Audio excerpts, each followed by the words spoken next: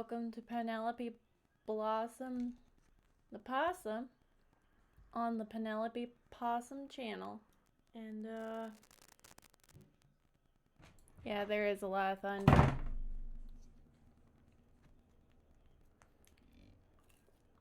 I'm eating some taquitos right now. They're very tasty.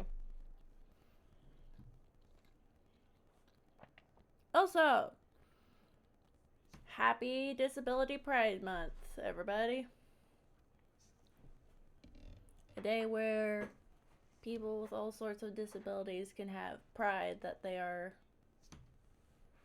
still good.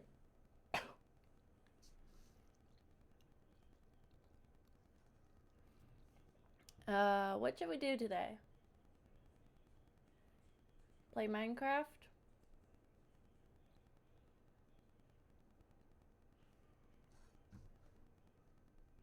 Skullgirls? Doom? Minecraft?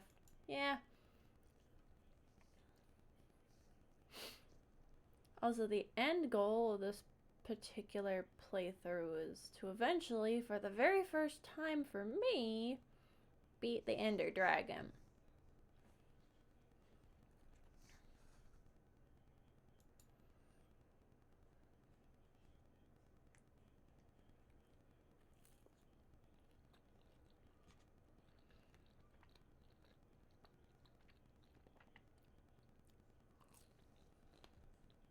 There it goes.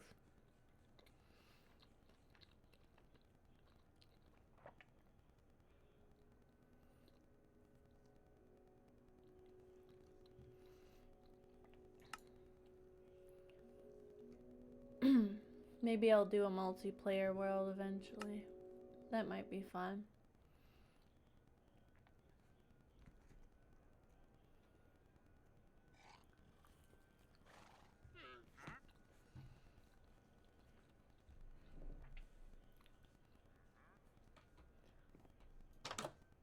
Also, one of the goals is to eventually make my house explosion proof. Look at that stable. That is a nice stable. My house has plenty of room. Still nice and separate.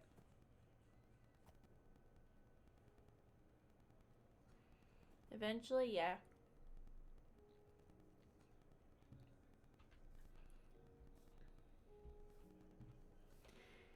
It would be nice eventually to have a multiplayer world where everyone could just all hang out and chill.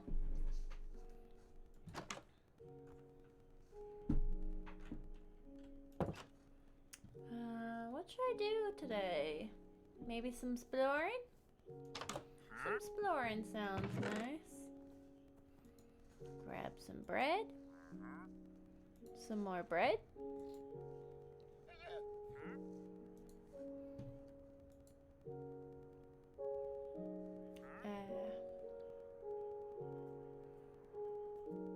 I wonder.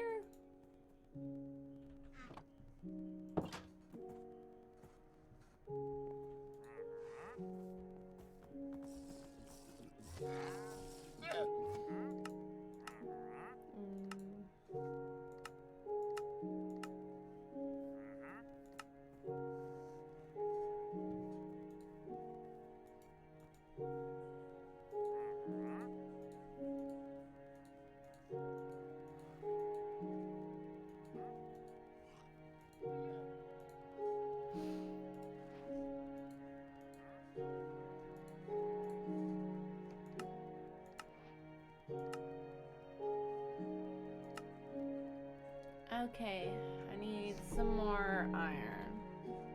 So we'll do that today. It is the quest for the mighty big iron. But for now, we sleep.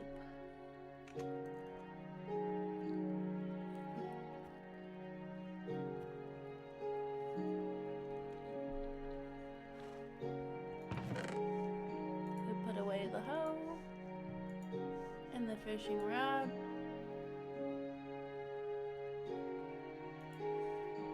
Need that, don't need this. Need this.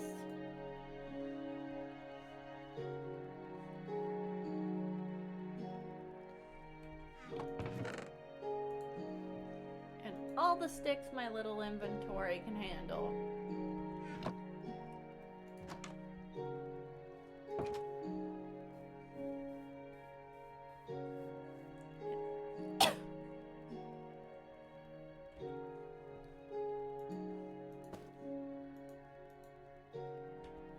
Into the mine I go.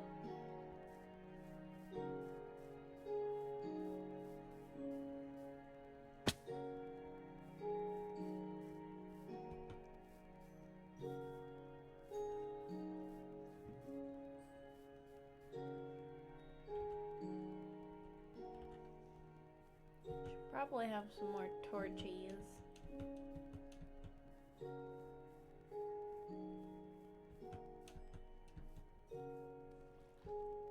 Need to have an on-tap high source of torch.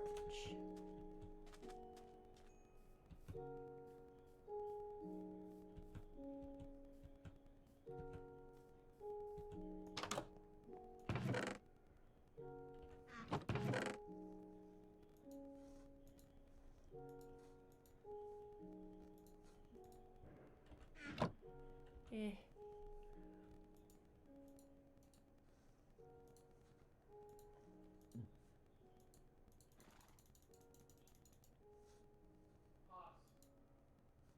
Yeah.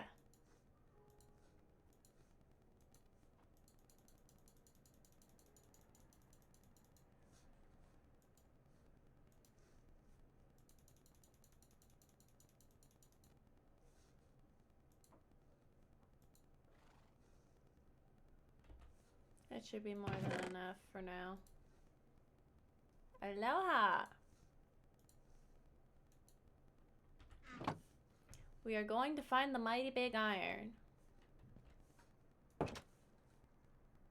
So we're off to find the iron. One moment.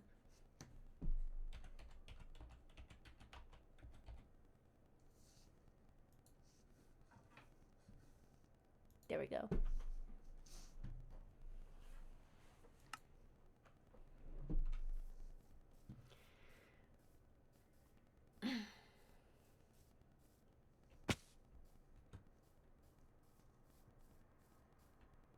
Adjust my mic. Is that better? Very quiet. Hold on. Better? Okay.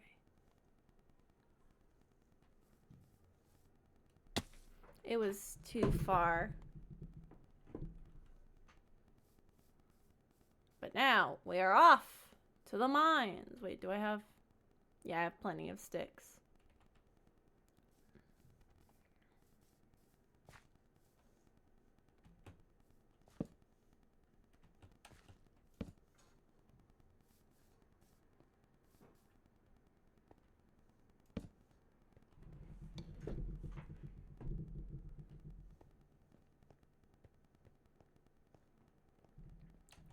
Also, since I don't have anything else going on tomorrow, the stream tonight can go on for as long as we want.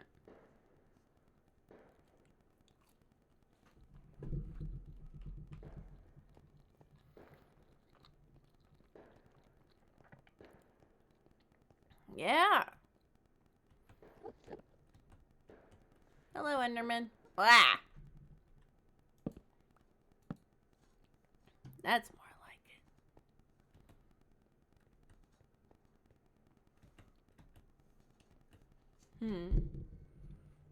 I like it here. This is nice.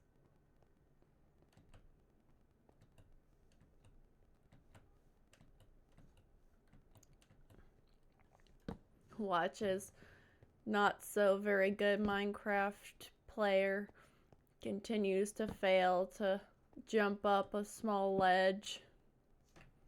Stream.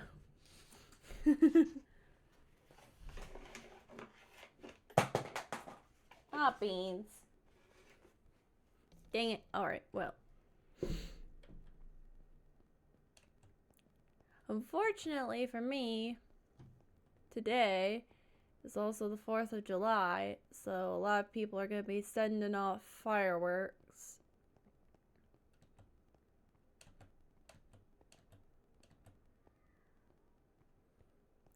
Coal. And iron.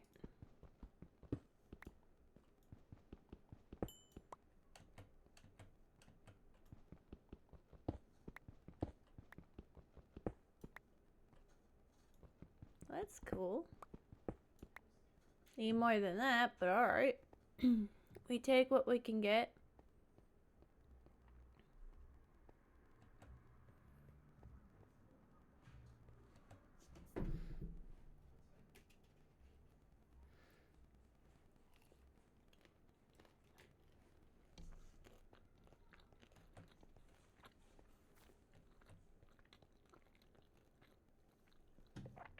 So we're gonna have to go back to the deep, spooky part of the cave.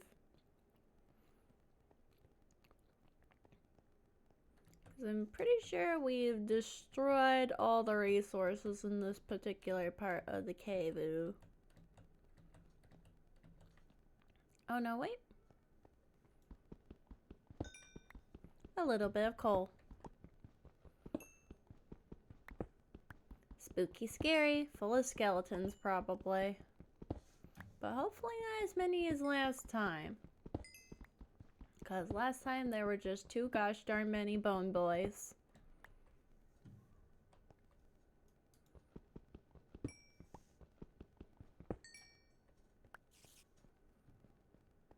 I'm determined one of these days I'm gonna find those freaking spiders.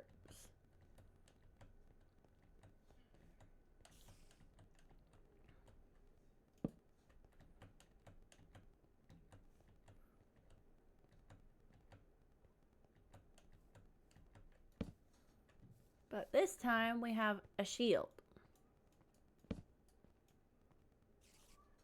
And those surely, hopefully, ow.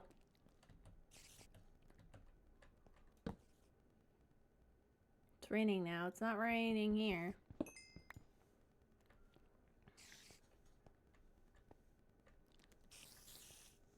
Where are they? I hear you, spooters, but where are the spooters? I hear spooters, but I see no spooters. Lucky me? No, not lucky me. 'Cause now fireworks.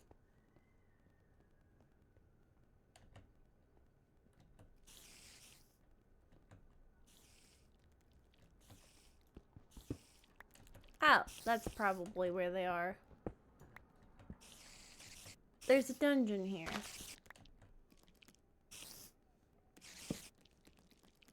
As soon as I open it, there's gonna be a lot of spiders.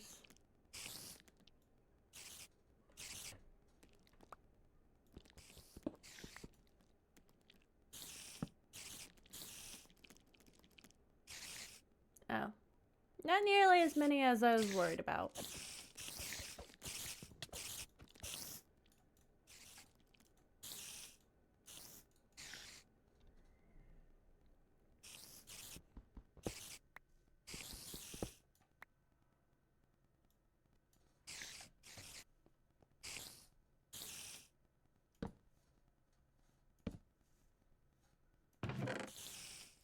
Name tag.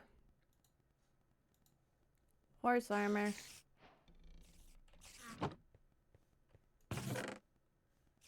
A music disc. Holy cow. We got a music disc. And redstone. Wow, that's okay. That's alright. We also got the spider spawner for later. In case we want to farm spiders or something.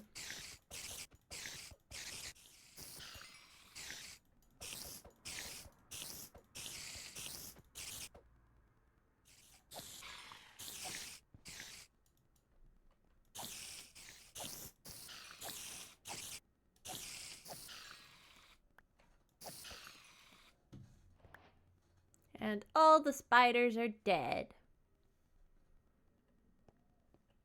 Now I won't have to hear that noises. But hey, a dungeon. Not bad. Got some decent loot. And we didn't die. That's the important part. Oh, come on now.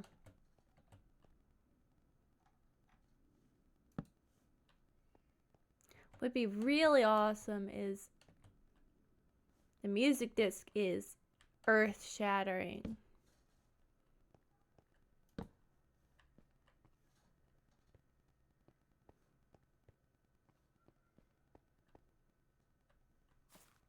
But as I was saying, what would be really cool is if we could find an ancient city and an abandoned mine like we did in the last playthrough before I died in the lava.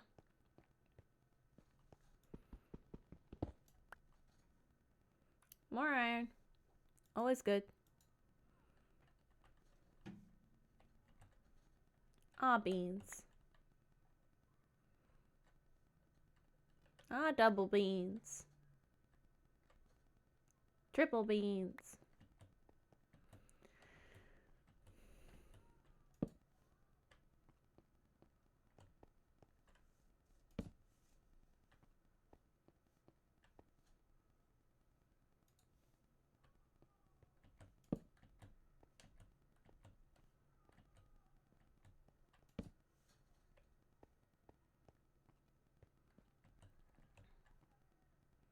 Music suddenly turned off. Probably because we're in the cave.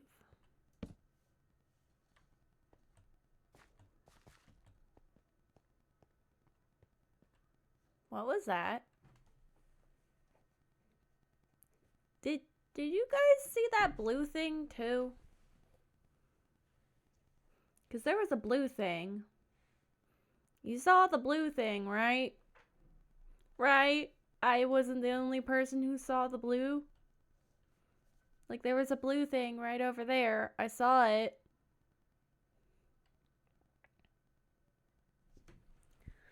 Ooh, hot. Yeah. You think you saw it? Ooh. Let's just hope it's not, deadly. You didn't see it? Crud.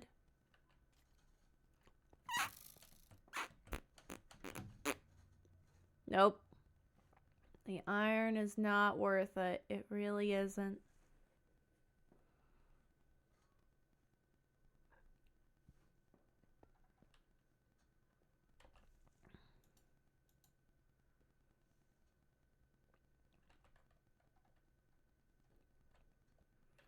Dang it.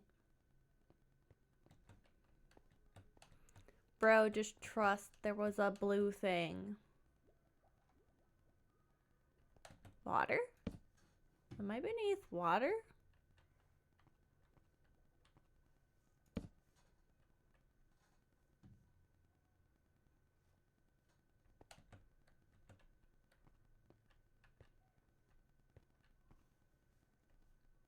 I think I found a way down.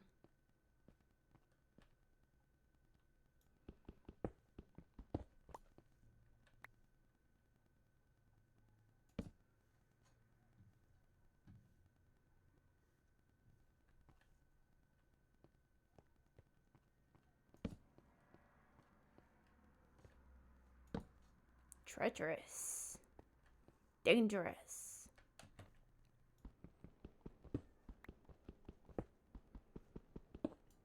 Also, hello, late to stream. Aaron Jess, welcome. Ah!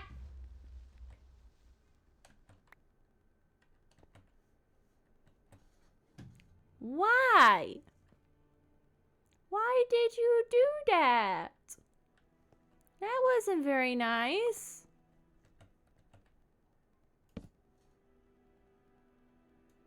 Luckily, we have the infinite bread. Yes, hello.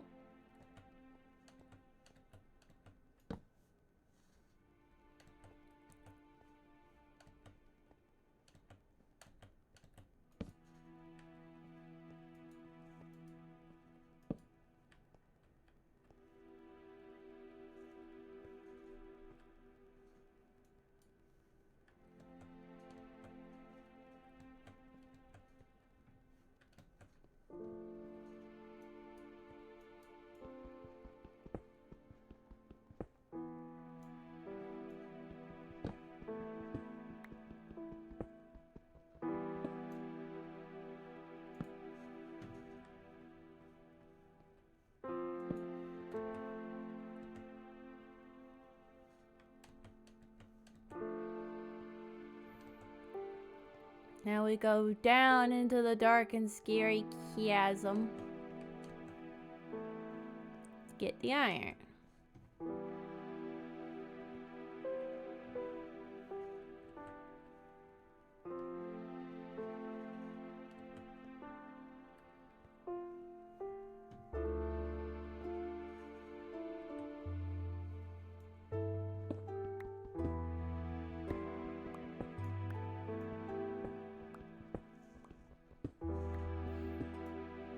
It is very deep, but we are being very careful.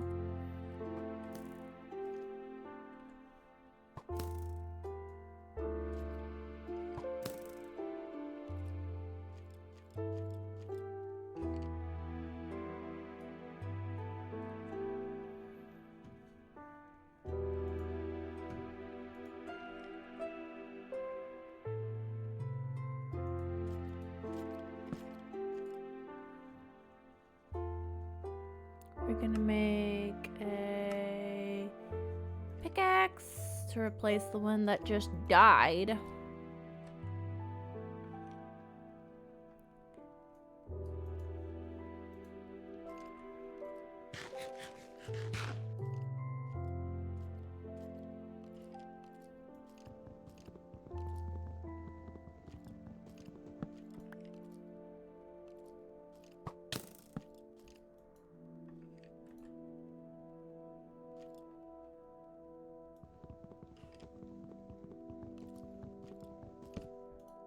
I'm aware there's a skelly.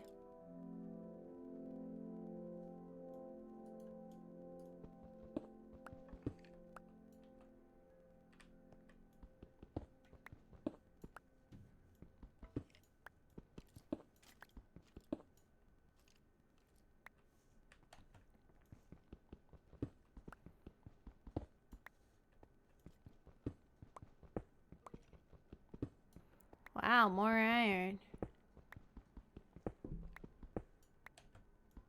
That's pretty good.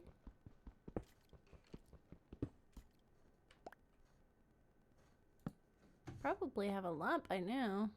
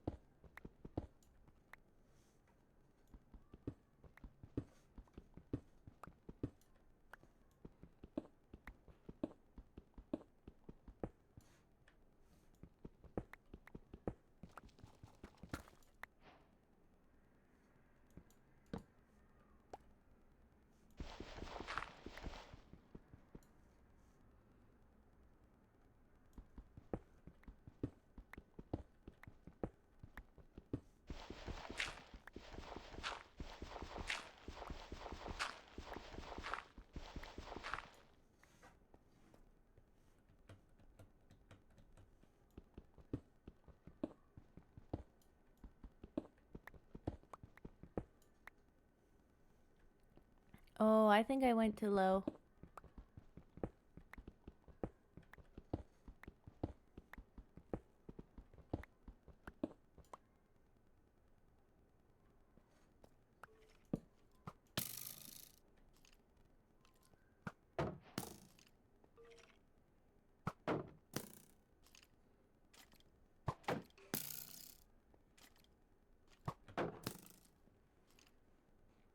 I'm gonna corner it.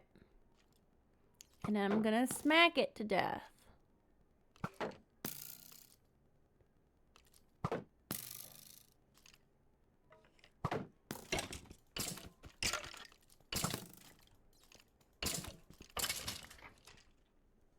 And thus it has died.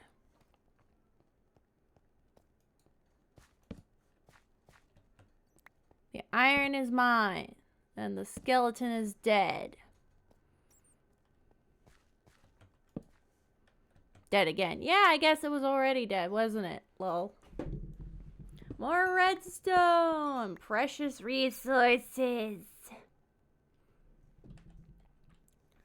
Let's reorganize my stuff.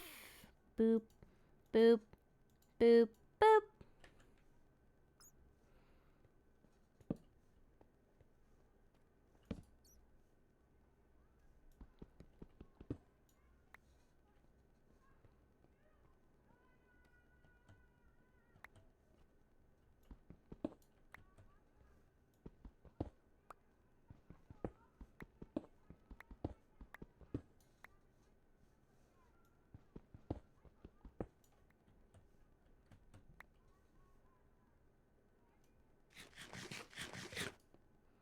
Ooh, some gold. Gold's not very useful for much except for the nether, which we're going to have to go to, unfortunately. Oh, wait. Ha, I almost did dumb.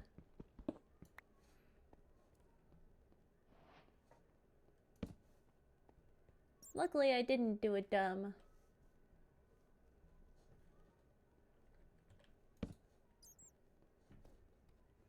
Well, there's not much down here, if I'll be completely honest.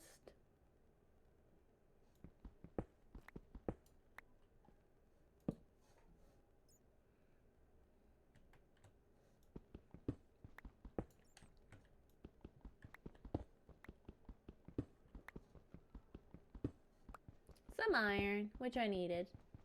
Redstone, which is always good. And I don't know if I'll do any big redstone builds or not. I don't really know how to do redstone. I'll be completely honest. I don't know how to do redstone. I do not. But we can always learn.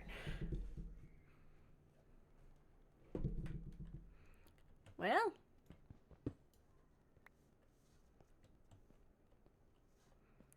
I guess we can keep going down.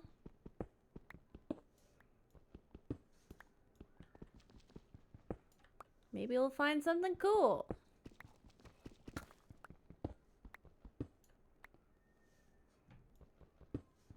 Right? Lapis lazuli.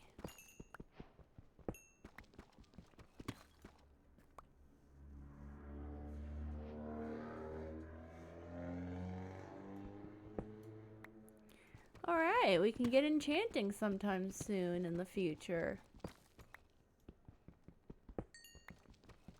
That was a little repetitive, but alright.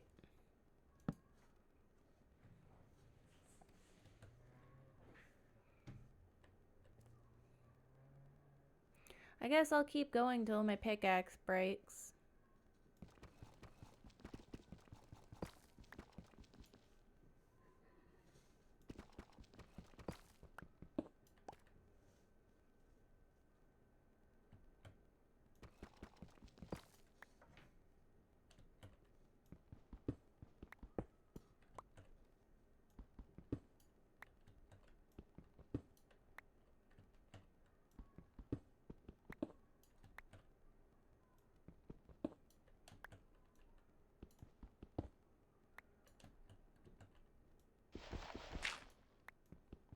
Yep. Lots of precious resources finding today.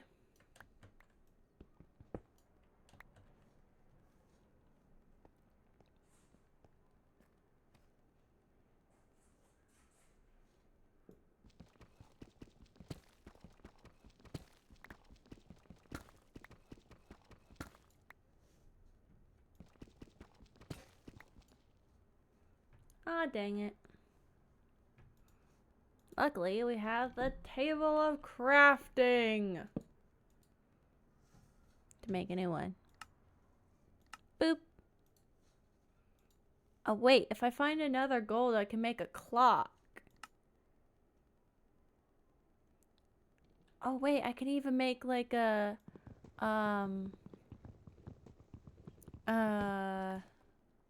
compass. That's it. And compasses are very useful, Especially if you tend to get lost. That is pretty cool.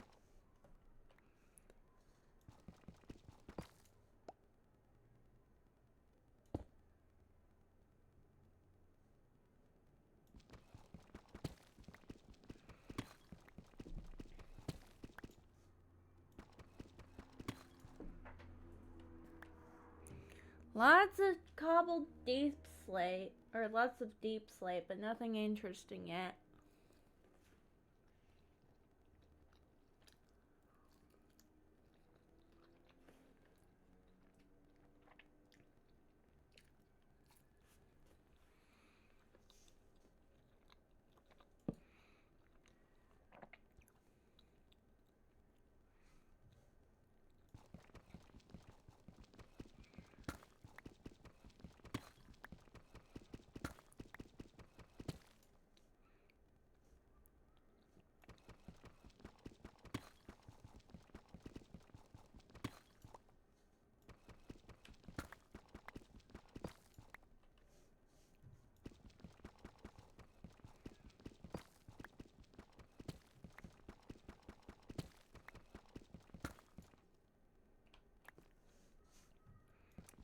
I could always make some cool cobbled deep slate stuff. This stuff looks pretty sweet.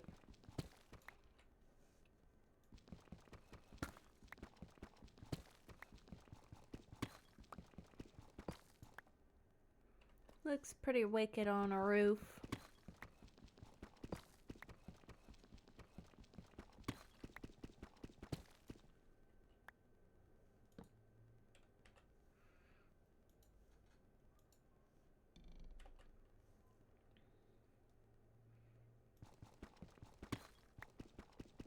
Yeah, there's not much here.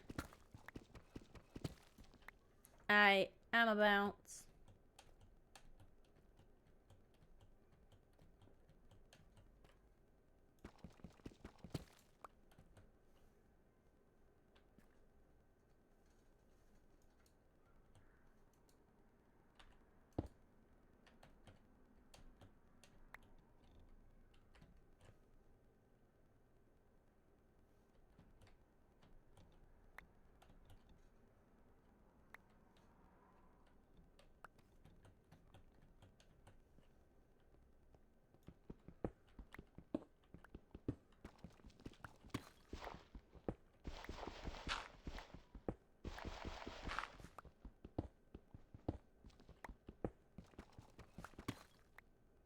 Not much over there either.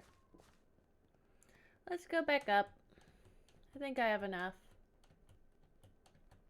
We've got plenty of good resources.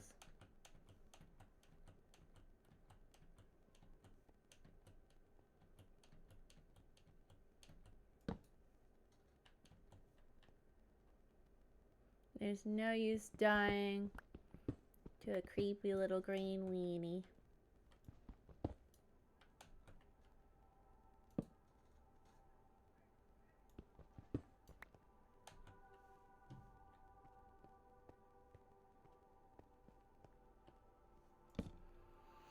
Also, sometimes I come into my recording room and I see the creeper plushie or the green weenie plushie, as we call them, and I get scared because I'm like, ah, crud, I'm gonna blow up. No, that is not how that works, friend.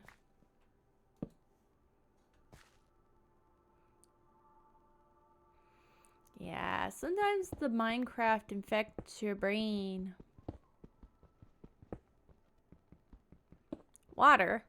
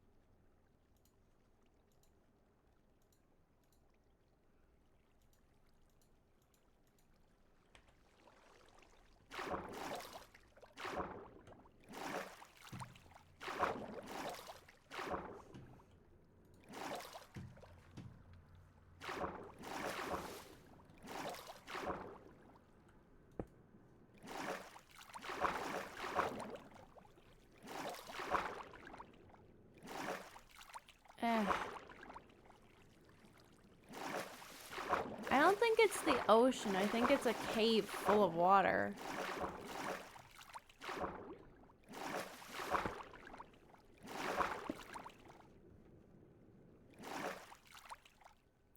Whew, finally.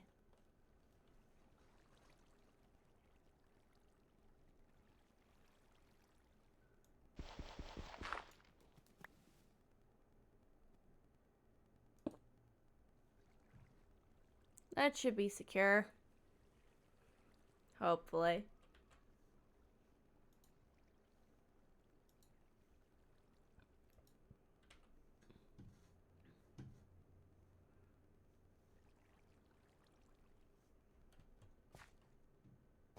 Yes, hopefully. Oh, holy cow. How is this place so gosh dang huge? Ow.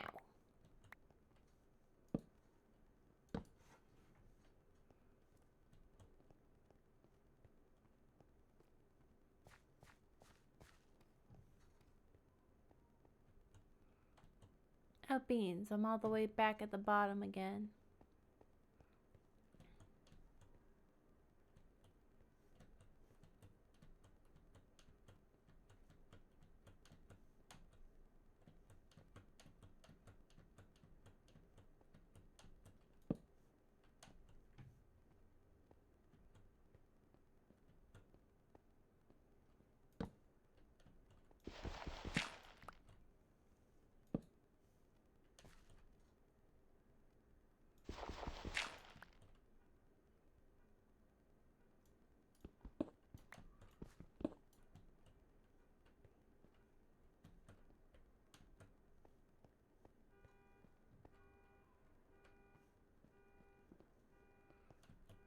Okay, I think I found the way out. We'll explore that side of the cave next time.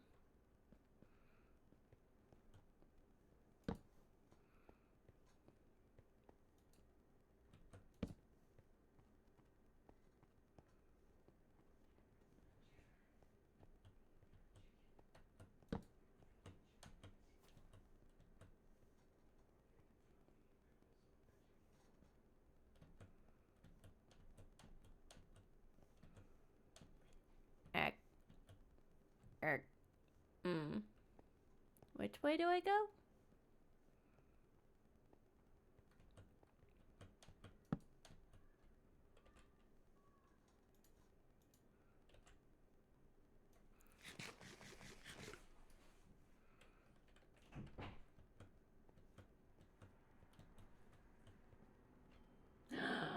A cheddar boy. Hi, baby boy. Oh, hello. You know? Oh no. We might be lost. And my cat ran away.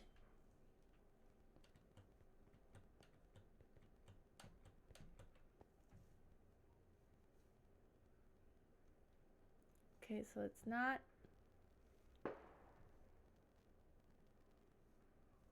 that way, is it? No, it's this way. I remember that. I see torches up there. Oh, I see now.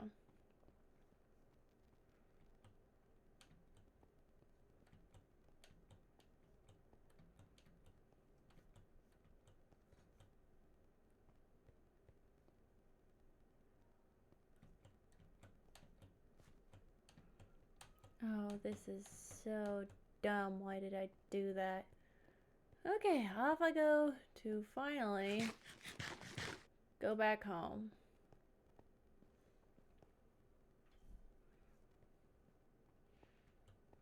And this time we didn't die even though we got creeped on by a creep.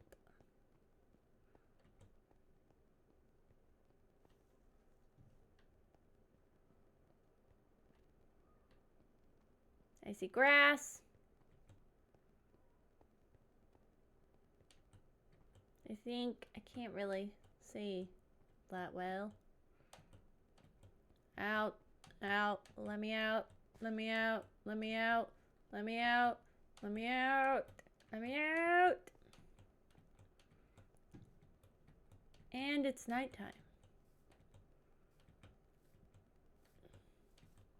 But we're free! We did it! We didn't die! We have a music disc! Oh my gosh, eventually we're gonna have to make a jukebox. Claustrophobia.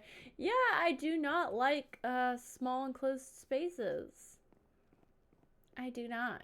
It is not comfy. But I think you spell claustrophobia with an A and a U.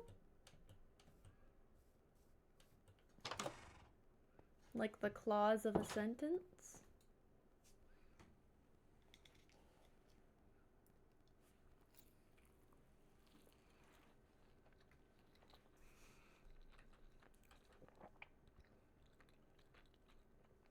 We got 31 iron.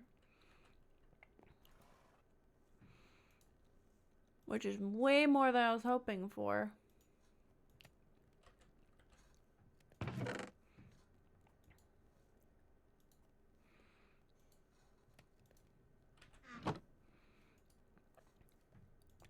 And we got name tags, so we can actually name the horse.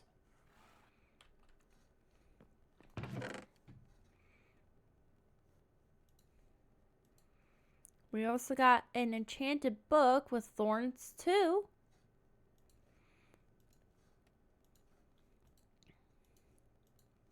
Music disc. C418-13. Name it Bart. I don't think that fits the horse very much. It's gray.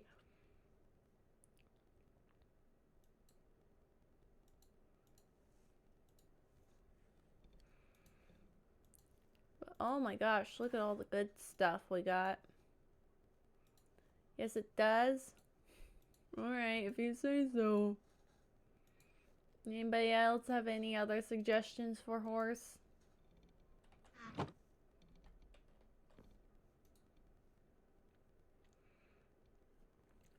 Greg? Okay, Greg's a little better. Bob?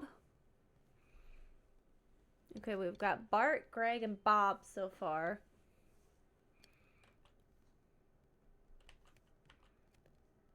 Greg the Gray Horse. Yeah.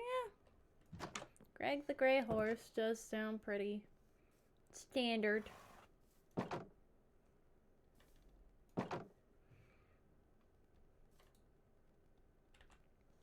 Let's give him armor.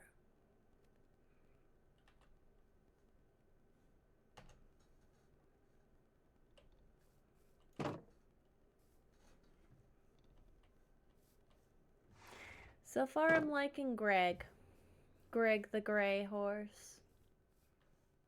Oh, look at him. Doesn't he look fantastic with the armor on? Eventually we'll have to give him something better though.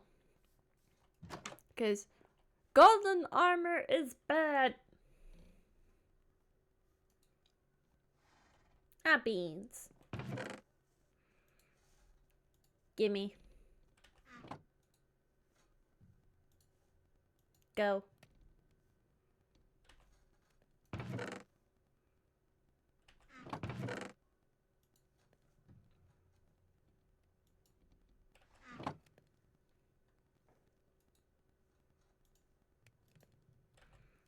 Alright, as soon as we have enough to make an anvil, we'll name the horse Greg.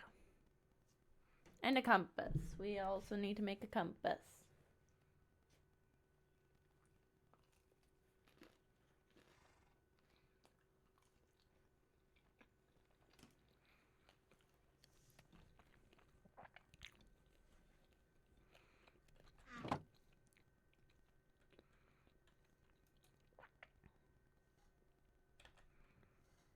Do I have enough to make a compass already? No. But I do now. There's a mosquito in my room.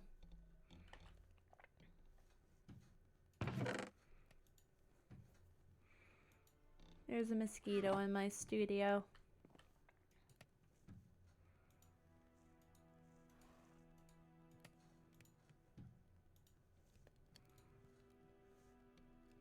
We did it. We've got a compass, boys.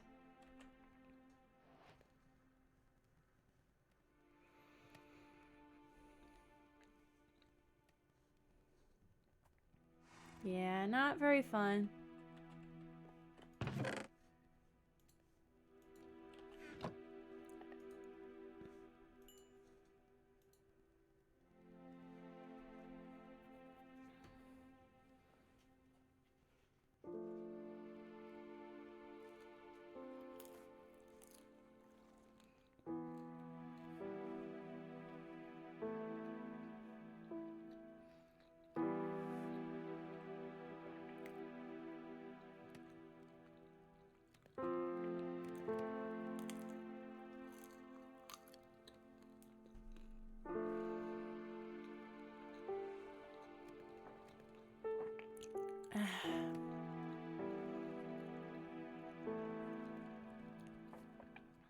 Good food.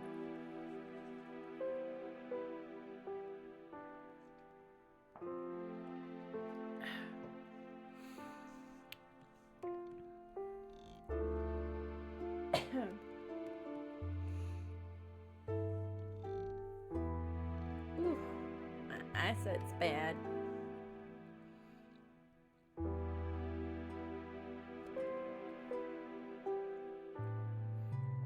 So I had a thought recently about tanning and people who like to tan. And my thought was, a lot of people don't like the distinct circles around their eyes that sunglasses and stuff give.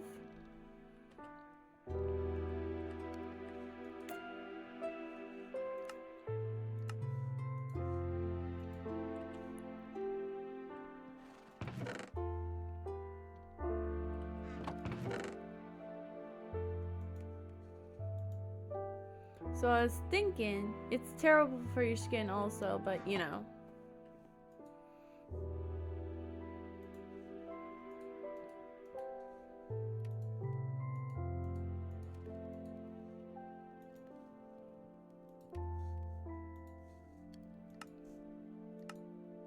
Like,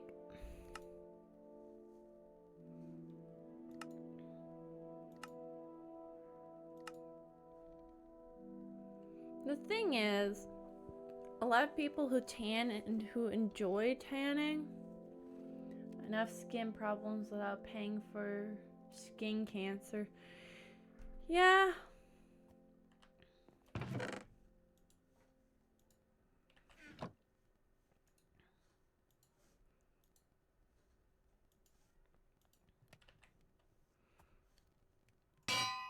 Oh, that was loud.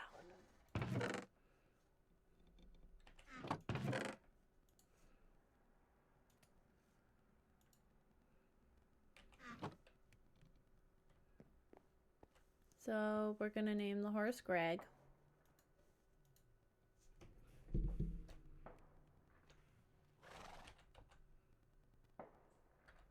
Oh wait, there we go. But I was thinking, you know those sunglasses you can get to watch like the solar eclipse and stuff like that? Why don't they make contacts like that for people who want, you know, a completely even face tan?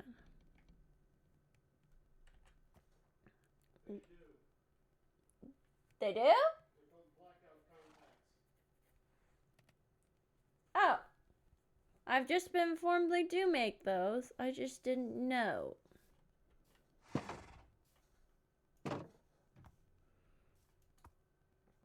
The horse is now named Greg.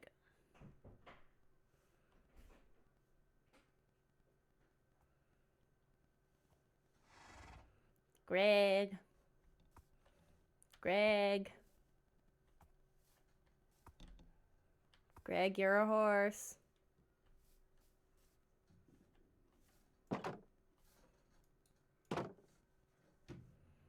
Gregory, you're a horse. Old Greg, the gray horse. Yep. Oh, is that right? Also, I like how they made the armor have like sort of, I guess, saddle blanket to it.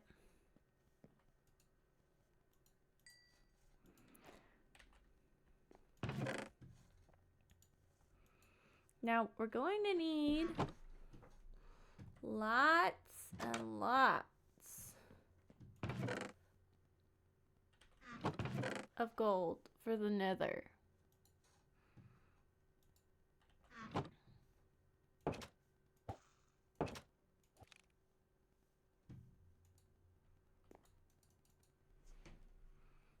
Yeah, I guess he is excited about having a name.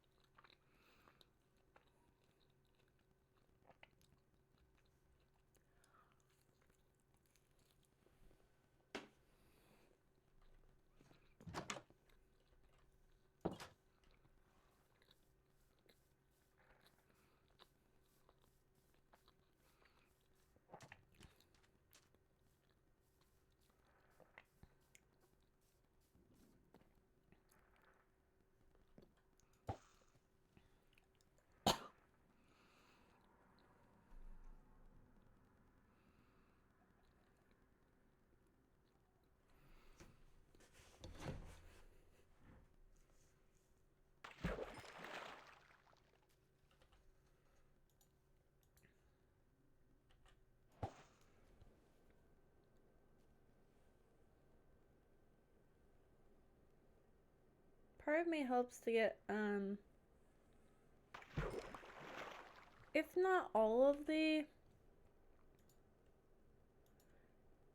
music discs, then at least most of them.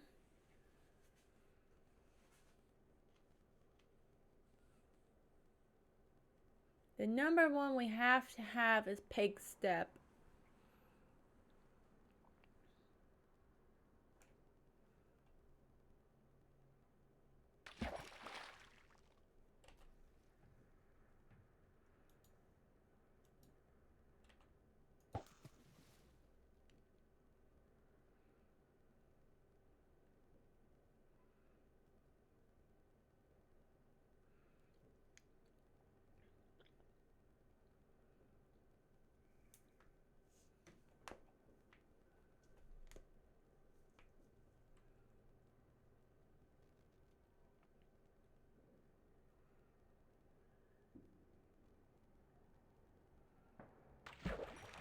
Yeah, fishing's, important. Fish is a good, easy source of food.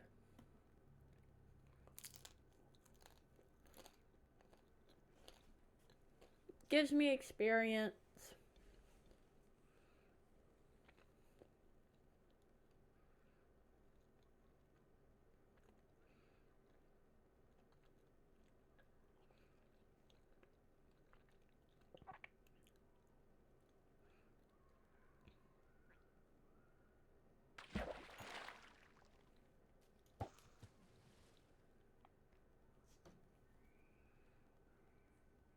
Yes, I'm actually catching fish and not bones and rotten flesh like last time. I already have 2 of each fish. Yeah, not bones and balls. What was that last time, for real?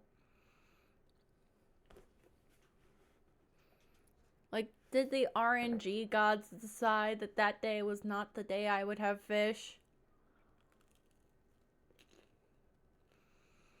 Come on.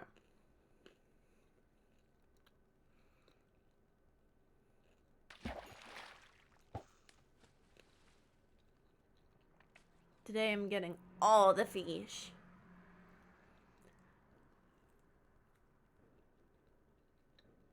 One thing you can get from fishing is better fishing rods.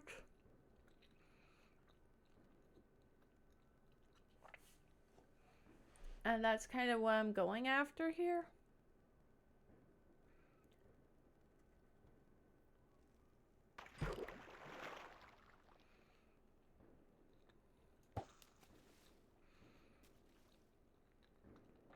Ooh, I'm level 13. Lucky number. Do, do, do, do, do, do, do, do, do, do.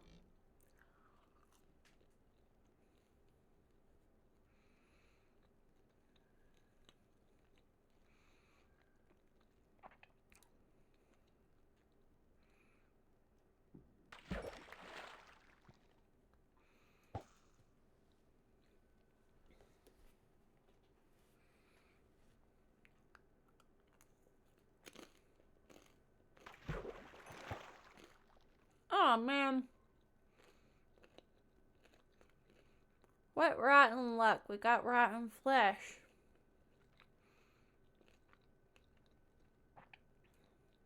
I knew I shouldn't have said anything. I jinxed myself.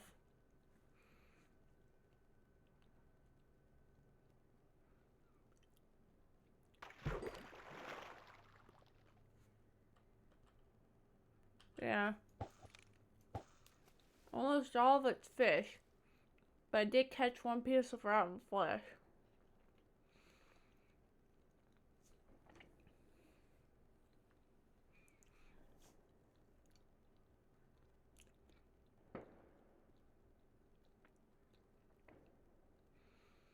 So, I had a thought about the rotten flesh.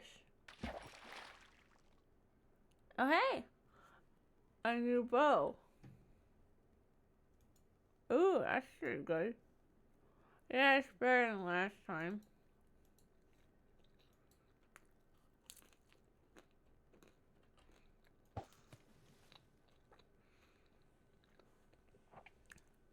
I'll probably combine this bow, the other bow I have, and the other bow I have.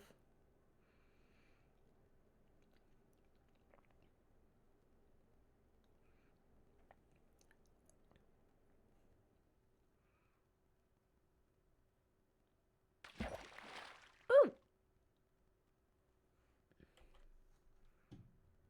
Oh, piercing 3. That's a pretty good enchantment.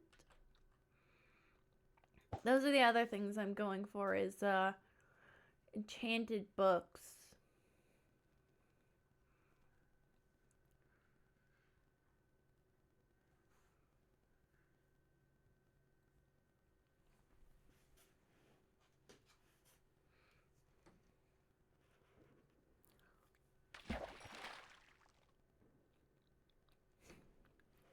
Another enchanted bow, very cool.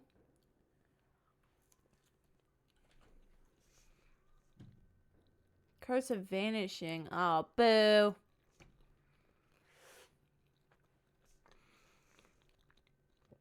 Garbage.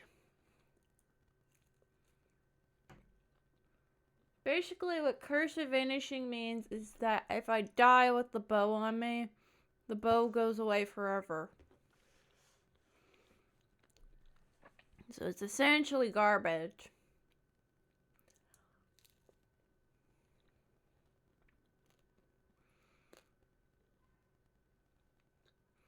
Fireworks like mad?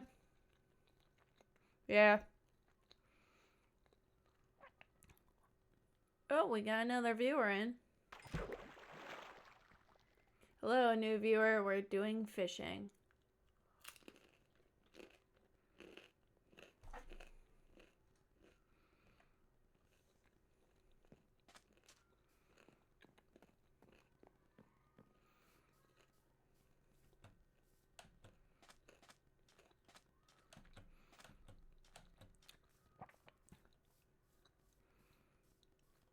Gotta change up your fishing spot every so often.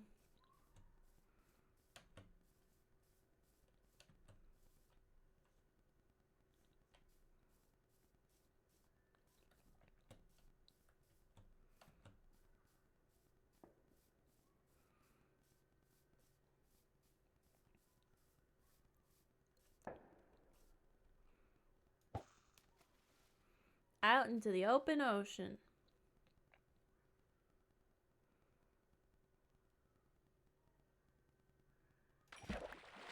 Another pufferfish. Pufferfish. That is hard to say.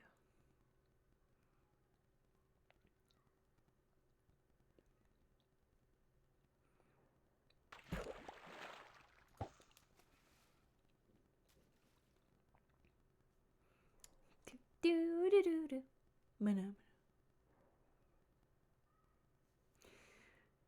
Here, fishy. Come get Bobber. A tripwire hook. Gee, thanks. I always wanted one.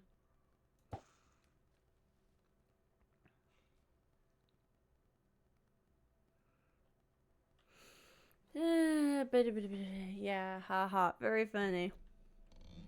Funny.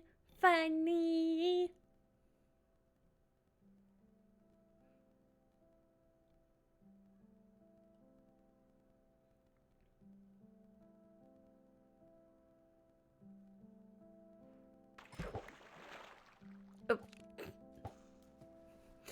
I think I hit the item in the middle of the air and it just collision. Do.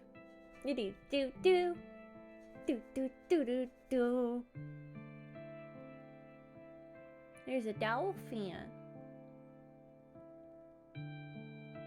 Stay away, little dolphin. Ah, beans.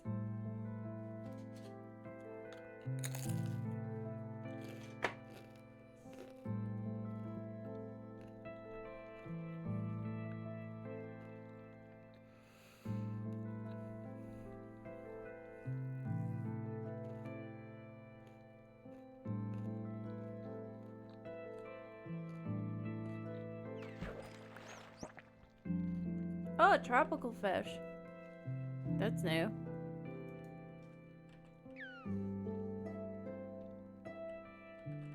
Those are good for axolotl breeding. If you're into axolotls. Oh. There goes that viewer.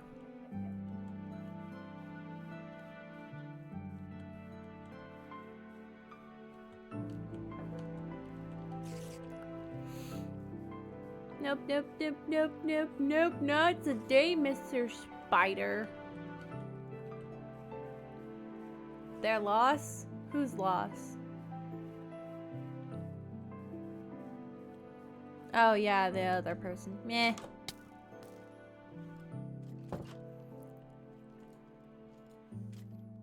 Go away, ya frickin' bony butt.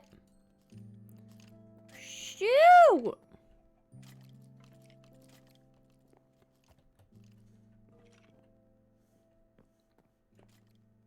Goodness. Meh. We lose viewers all the time. That's normal. Suffer. Hey.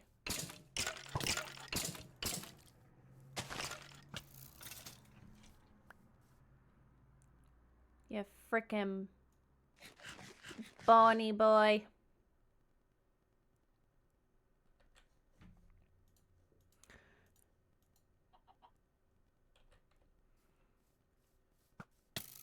Hey.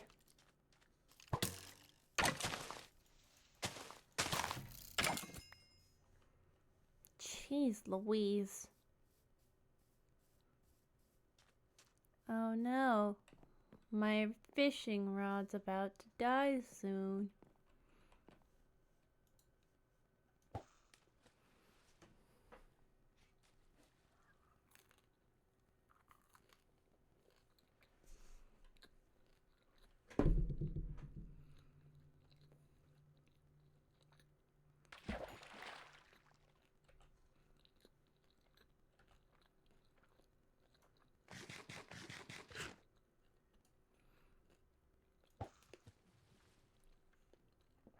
Oh, my jaw popped.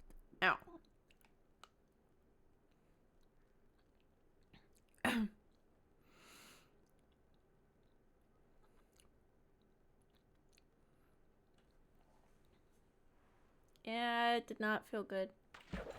You know what's worse, though, in my opinion?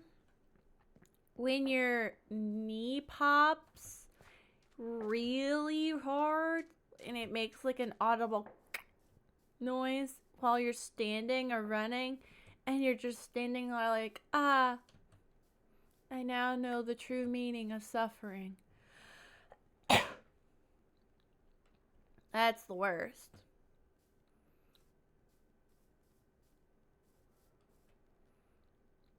Your ankles pop like that? Oh man, that has to absolutely suck beans. Nope, I'll have food.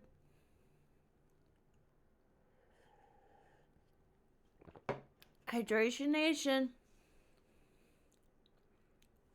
Nice and cherry flavored. Love me some cranberry black cherry juice. Oh, a water bottle.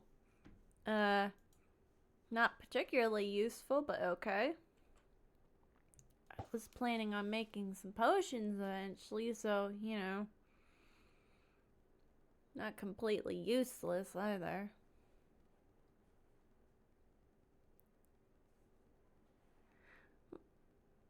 Interesting. Yeah, it's kind of like the water bottles that are in the actual ocean.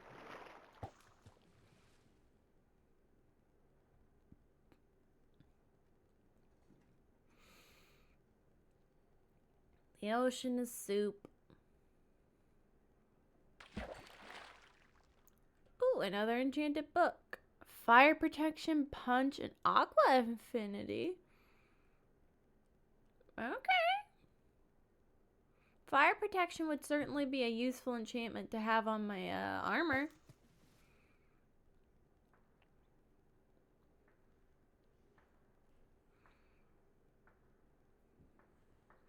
Getting some, you know, stuff. Another fish.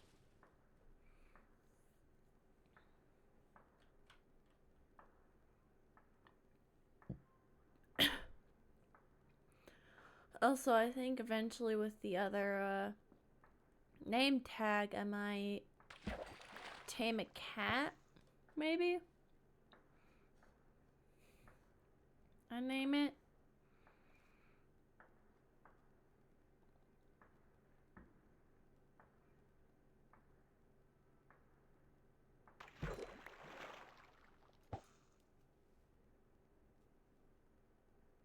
Yeah, taming a cat and naming the cat would be pretty cool. Batman is a good name for a cat. I think that might be biased. Yeah, I think pretty much everyone on the stream right now can agree cats are pretty good. Beans. But yeah, I'm pretty sure everyone on the stream right now loves cats or loves kitties. Kitty cats. Meow meows. Little meow meow butts. I know I love cats.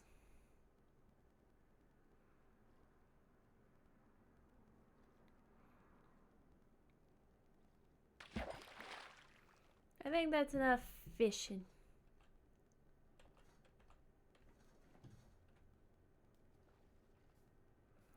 So we go home, we cook the fish.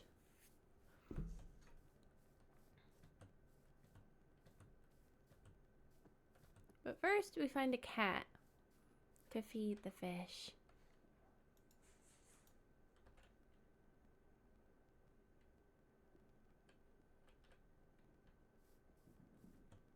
Cat's shadow looks like Batman.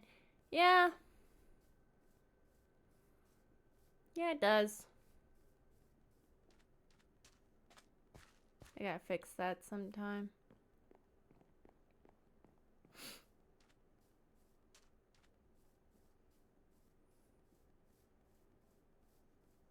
We never go into this village.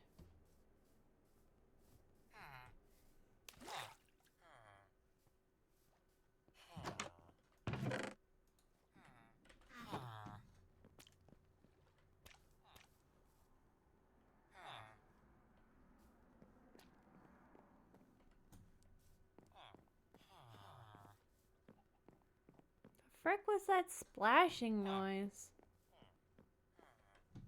Anyways, we're on the hunt for a cat. Yeah, kitty, kitty, kitty.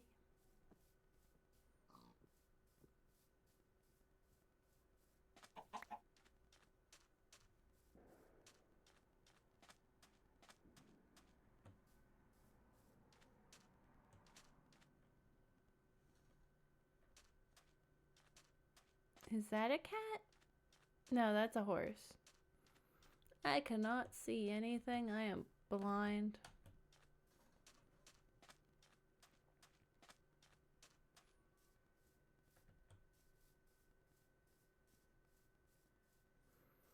Keep an eye out for cats, boys.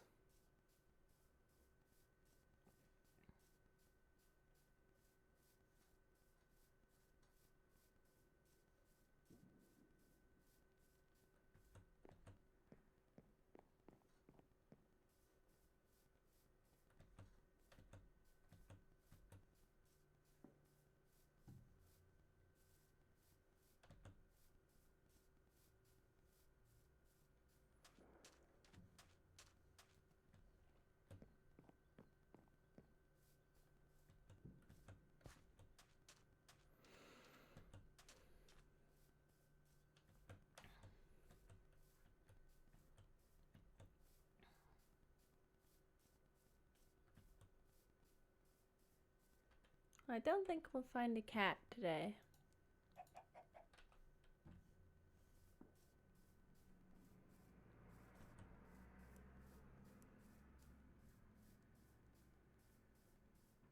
Sad. Yeah. Yeah, it is sad.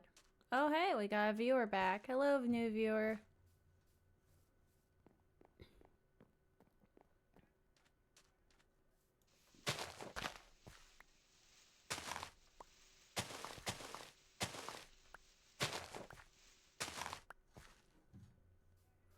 I'm gonna fix that hole over there. Fixing a hole. Fixing a hole. Ah, dang it. I'm not fixing this because I'm pretty sure it's a part of this waterway.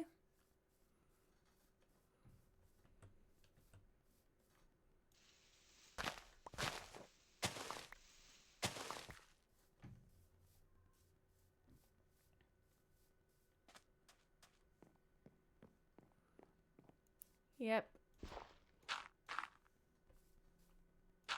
There. Perfect. Alright, we're gonna go make the world's most epic bow ever.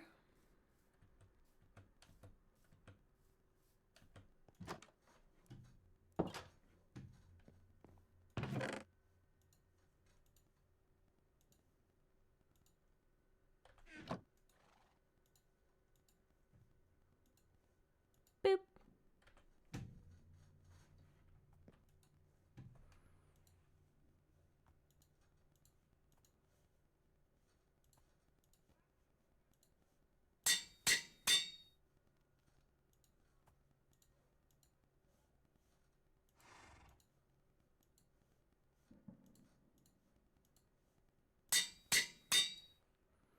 Look at that. Mending, punch, power, and breaking. It's looking pretty good.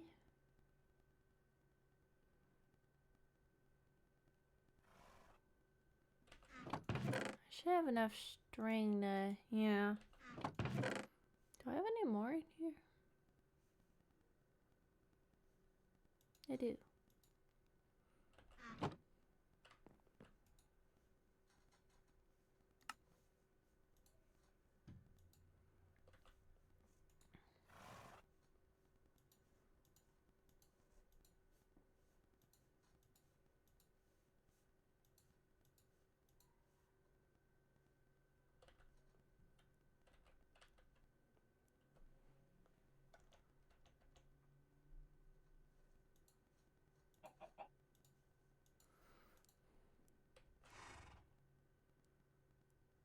Oh, that's right. Since it has mending, I don't really need to repair it. Well, we have an extra bow around just in case.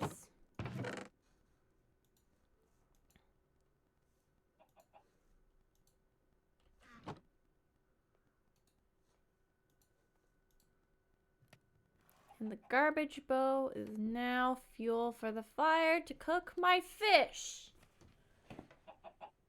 And we lost that viewer again. Starting to wonder if maybe they want to watch, but they have a really bad connection.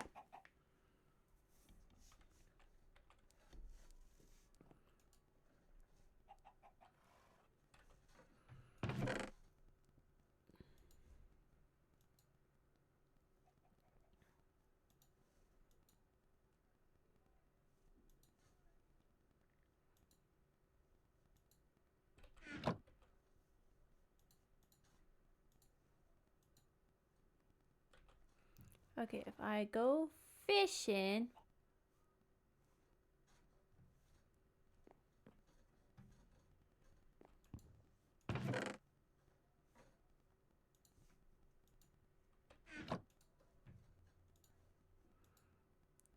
the bow should repair itself.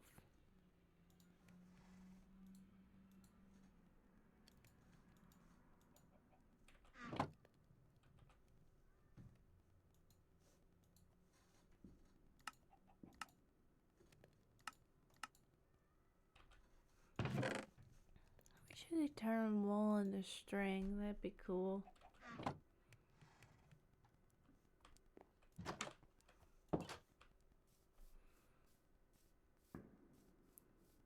Well, that spider spawner might come in useful after all.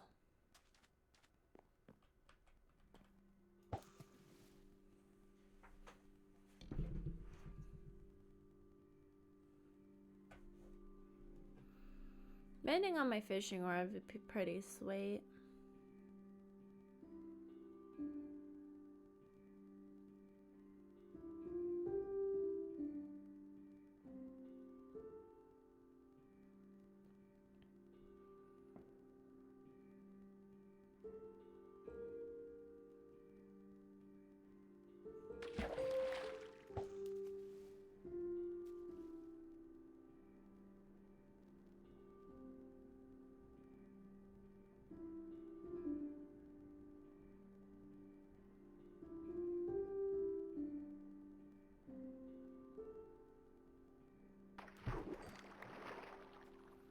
Look, see, as I'm getting levels for fishing, my bow is healing.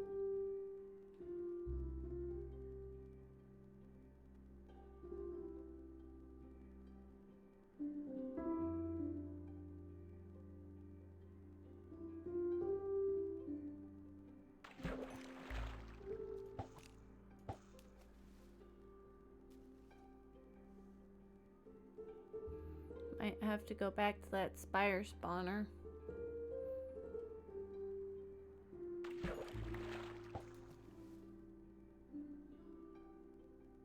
We're almost fully healed on the bow. Oh man.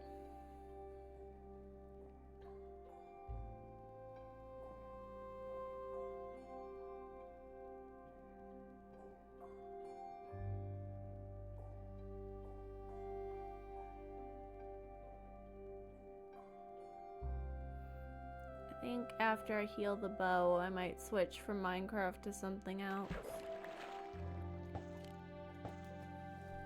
Because this is starting to get a little boring.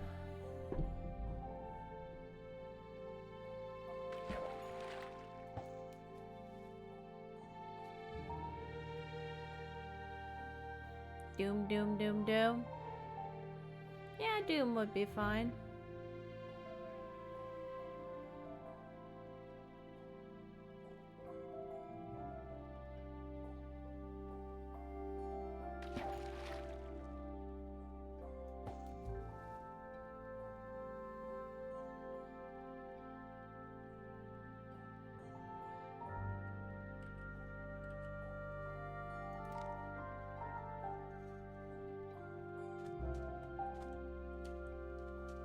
Let's check on the fish.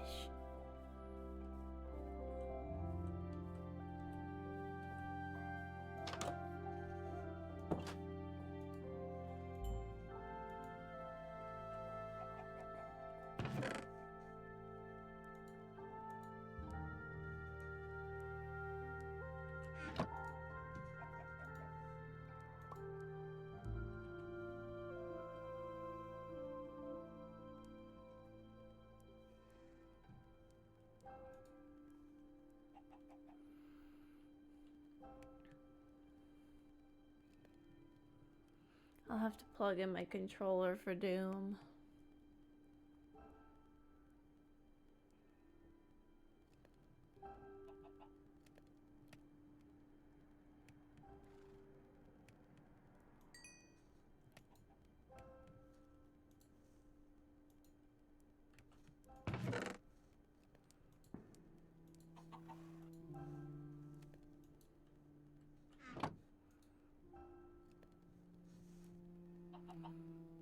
Salmon.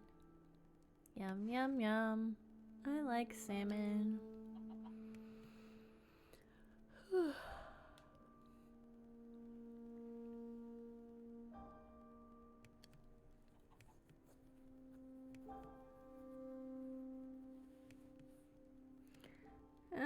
A viewer is back. Hello.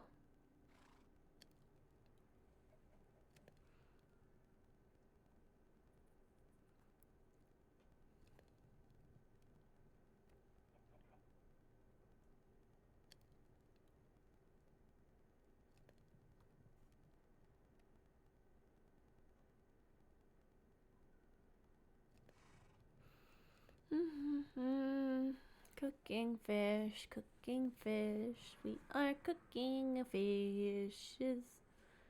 Fishes cooking, cooking fishes. Do do do.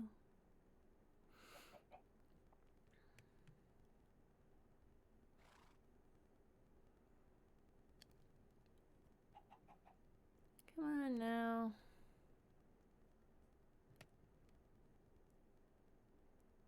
Last fish.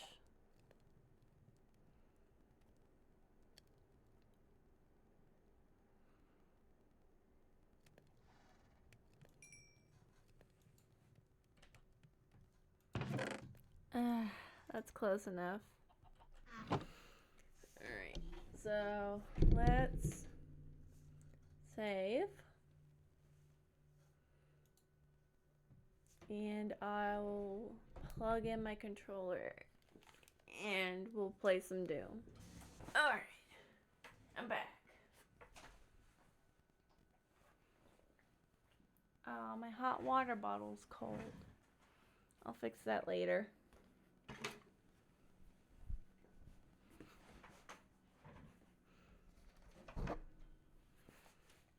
Yes, Doom time. It's time for Doom.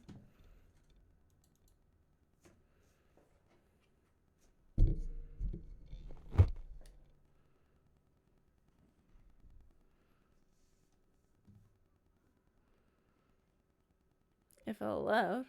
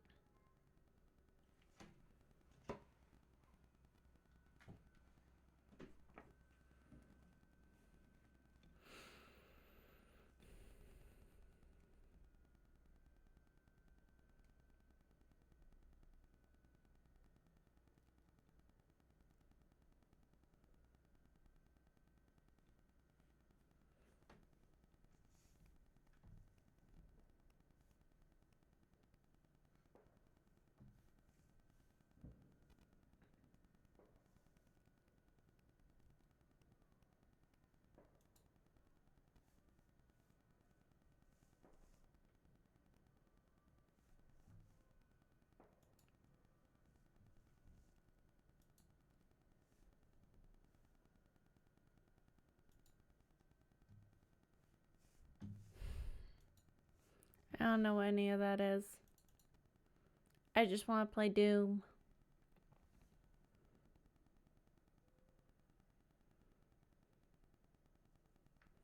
Let me play Doom.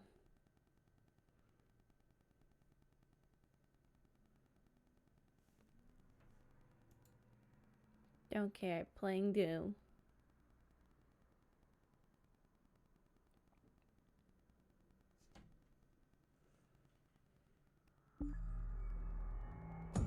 Ooh. We're doing it.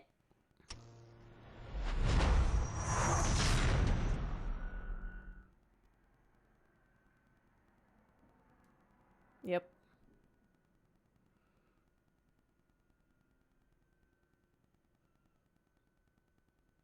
Oh, I cannot read any of that. But I think it was a photosensitivity warning. So if you have photosensitivity problems, maybe just skip this.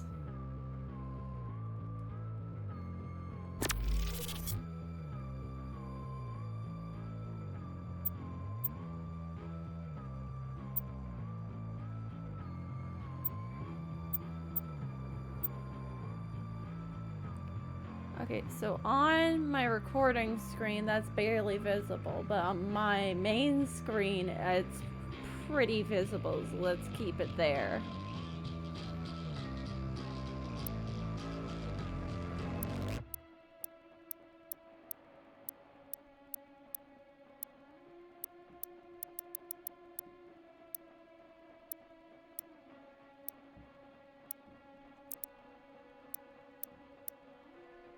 I think that should be good.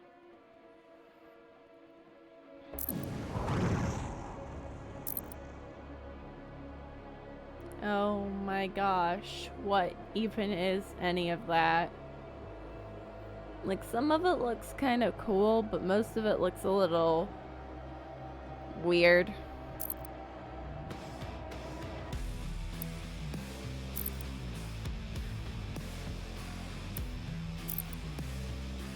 Yep, okay, cool.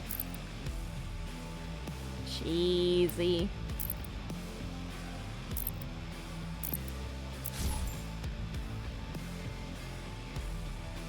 Okay.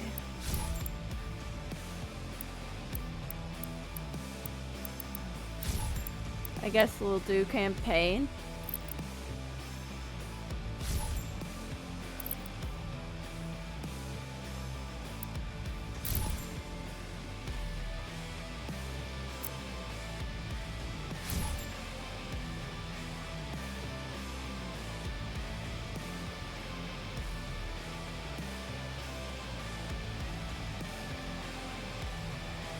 Alright. We're dooming, baby.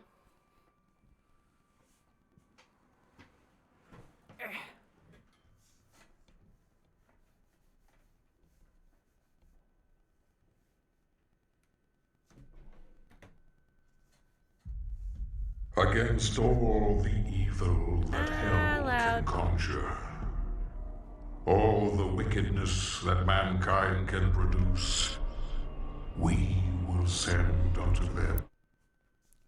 Holy cow.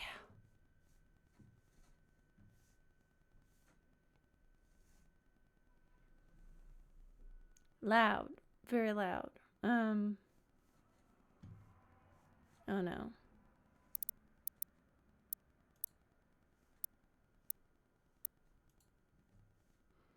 Okay, sorry, I got up.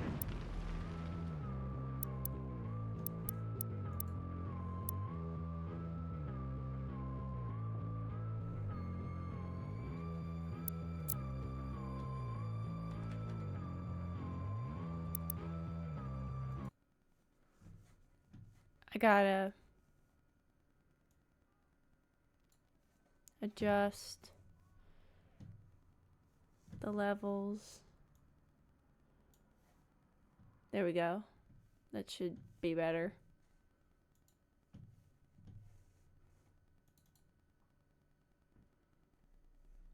I know.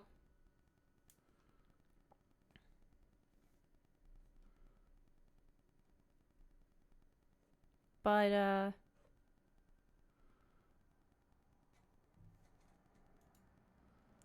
it'll be back in just a moment. Sorry, I have to adjust the volumes and stuff so it's not ear splitting.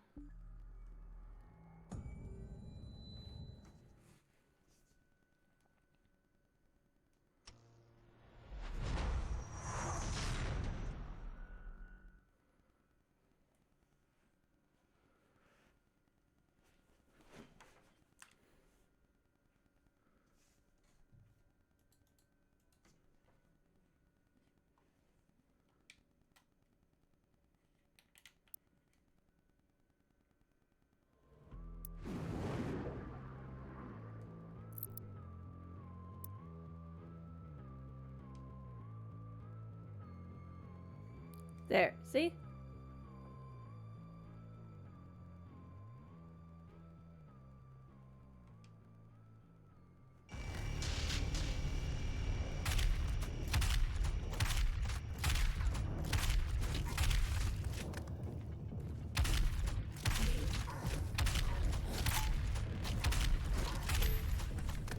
I have located the priest signal. I will mark it on your HUD. So I accidentally skipped all the story, but you came here to watch a Doom stream. Doom's more about the fun, killy bits, not so much the story.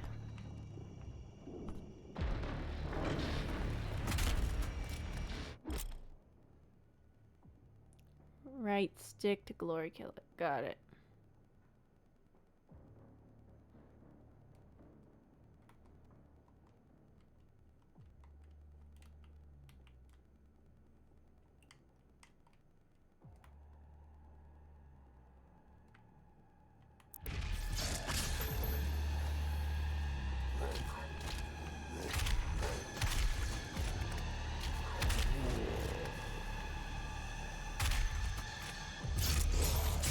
Wow.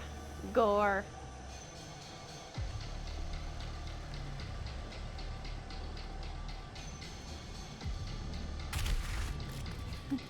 Just turn all of my enemies into small splatters of blood.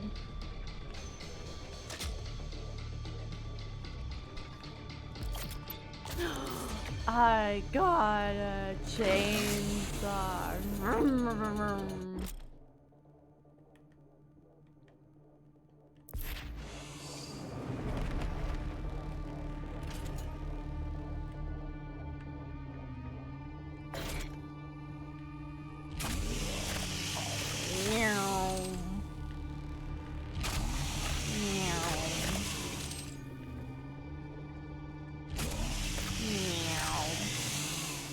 Alright, so X is chainsaws.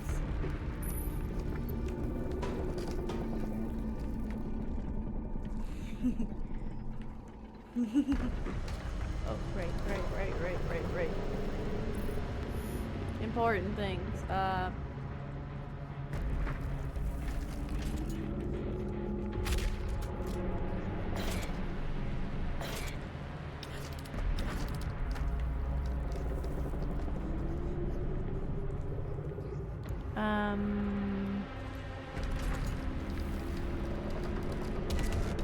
Ah.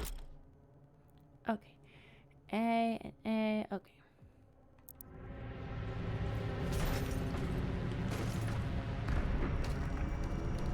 Health. Armor.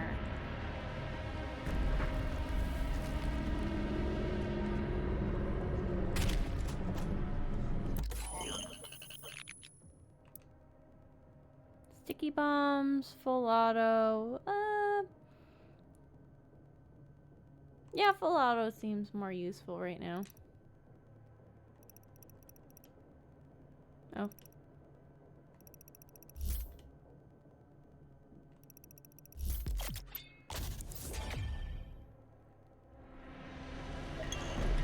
Gimme. Thank you.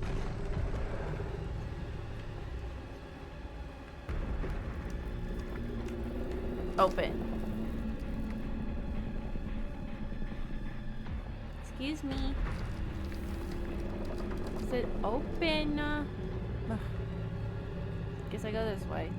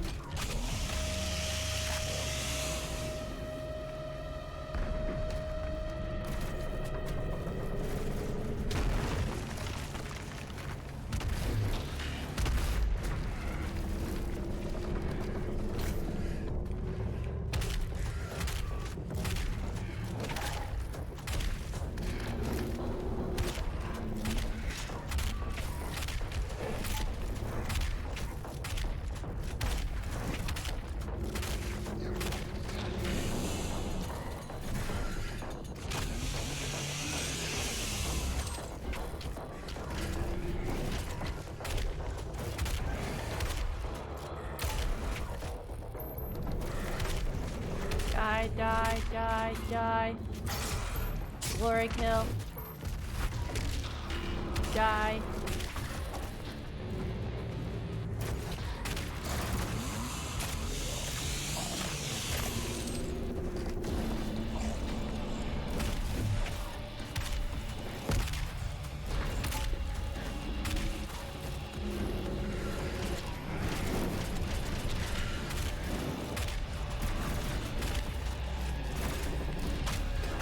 Die.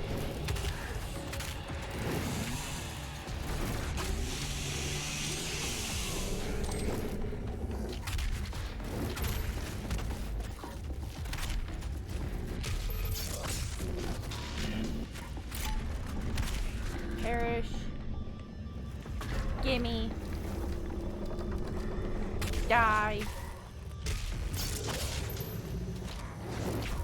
Stop headbutting me, you freaking crazy.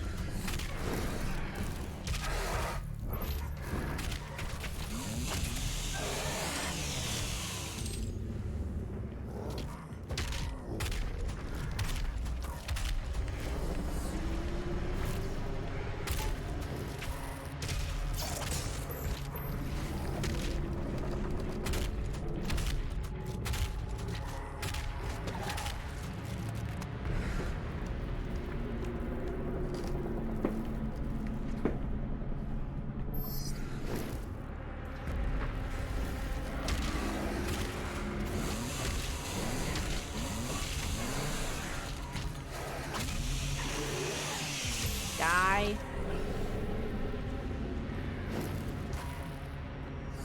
You don't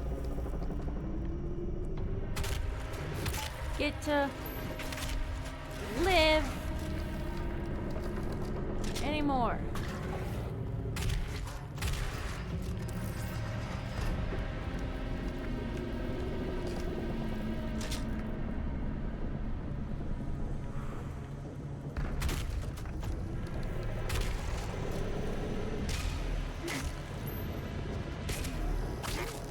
Bonk.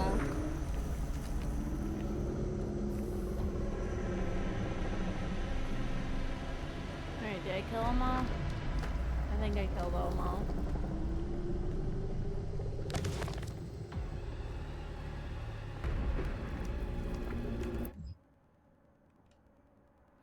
Top mighty thralls, the hell priests, oversaw the invasion of the mortal world. The thrall slave titan of the underworld carried the priest temples into the wake of battle, providing priests with a vigil of hell's advance from a strategically impervious emplacement. These are some big words. From their temple perch, the priests would emanate a powerful psionic influence, imposing greater coordination among chaotic forces of hell, increasing battle effectiveness. I don't care, this is boring. Okay, cool. When do I get to kill more things? Bonk. You! Die! Who cares? Yes, I can.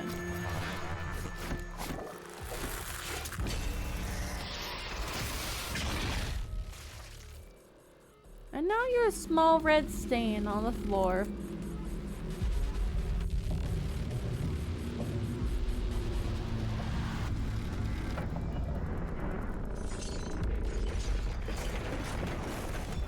Oh, that is a part of body. Bonk. Oh, that... The priest has been terminated. The demonic consumption of Earth has been reduced by 36.8%. There are 2 hell priests remaining. That's a biggin! That's a big boy! That's also a caco demon. You're a big boy.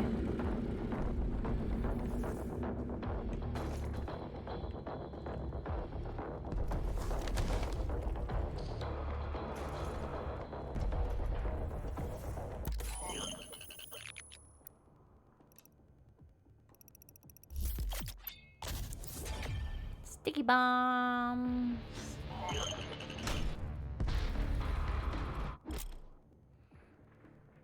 Press up to swap mods. Okay.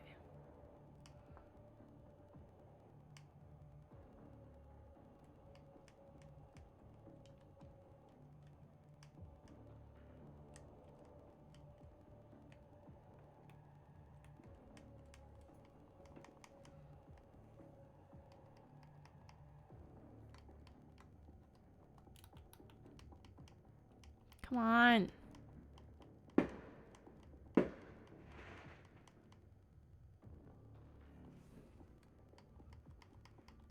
pressing it.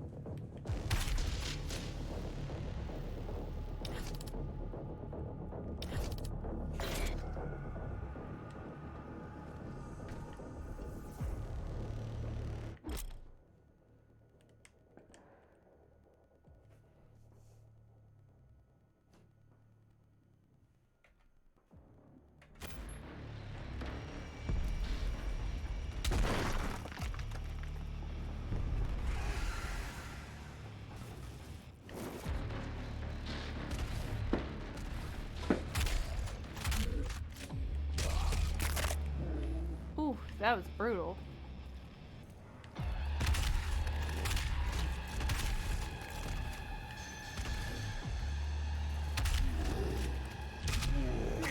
Bonk.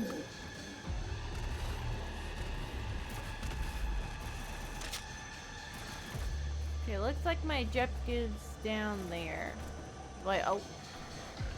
Right, no fall damage. Oh, frick, frick, frick, frick. Die, die, die, die, die, die, die, die, die, die, die, die, die, die, die. Everything needs to die right now. Die!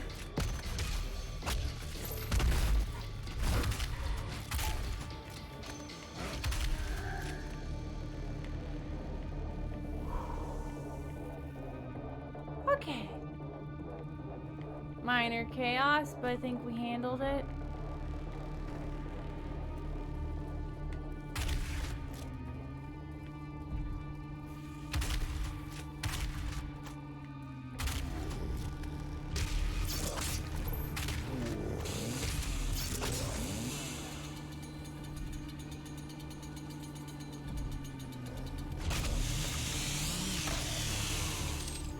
Gimme.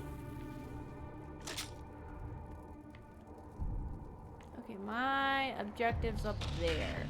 So coming down here was completely pointless.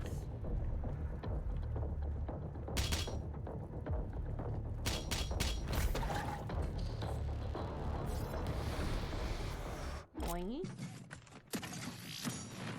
Weak point. Yeah, whatever.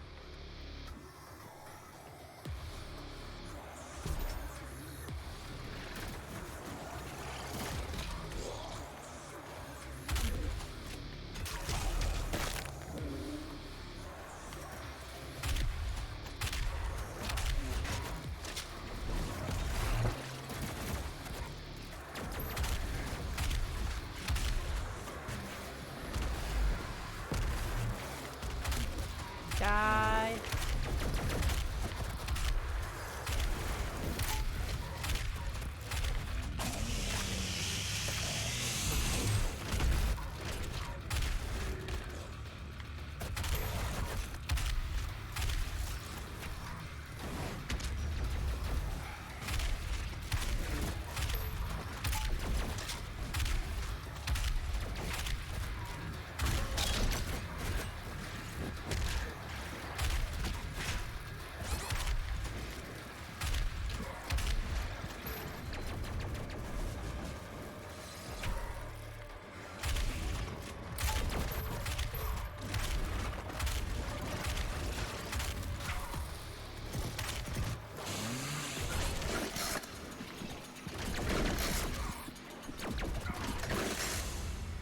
Ah, dang it.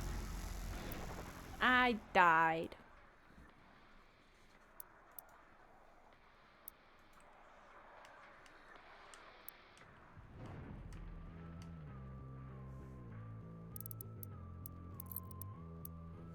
I think controller might not be the best way to go through this.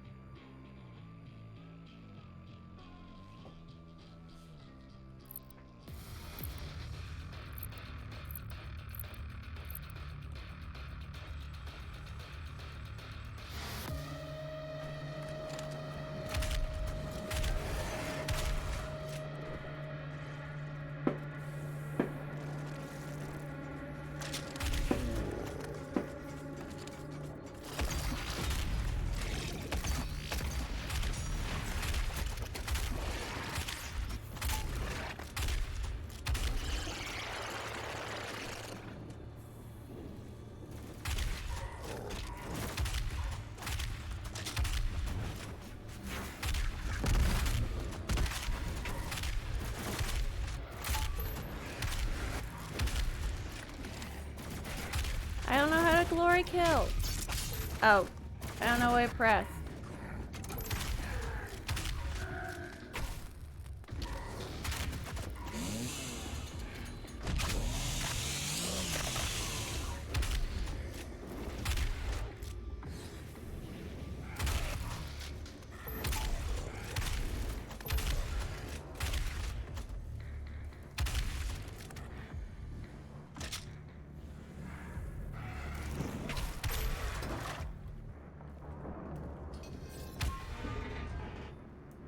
Okay.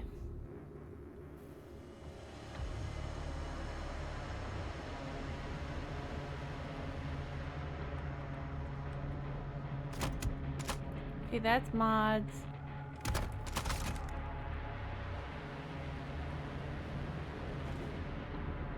Okay, E.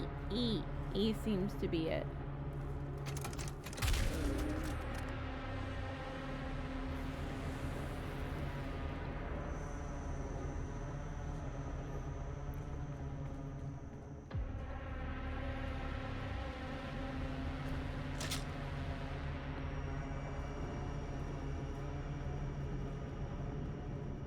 Spaces jump.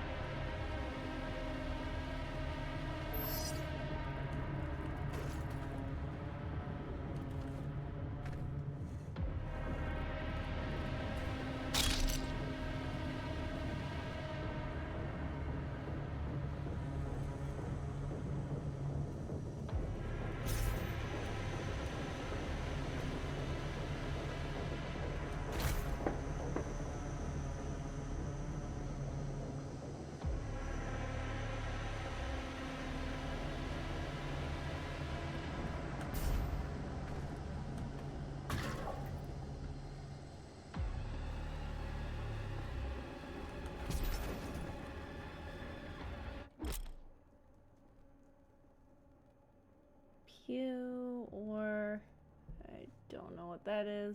Swap.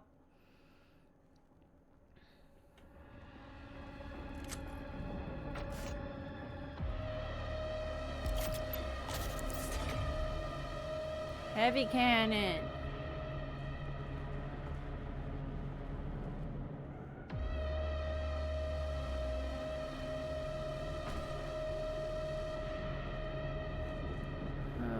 Okay.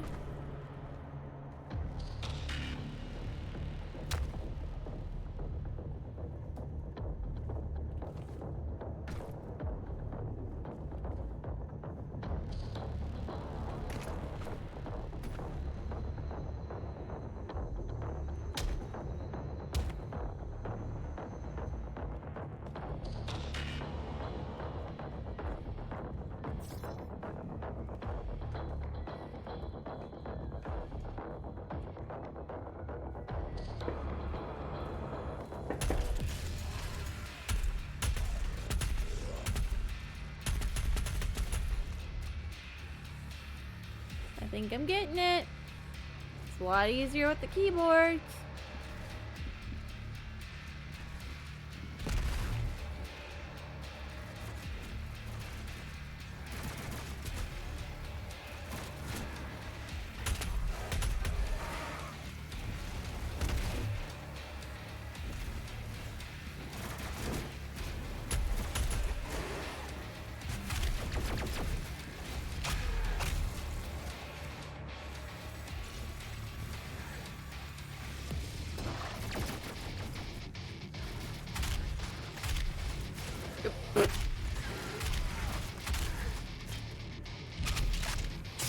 Die.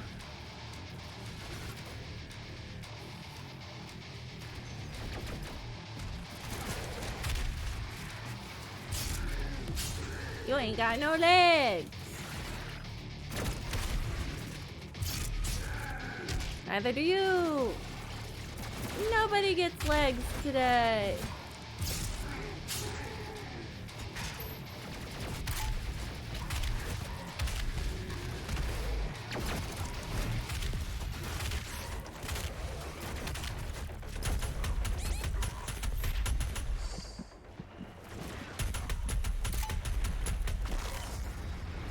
Dang it. Whew.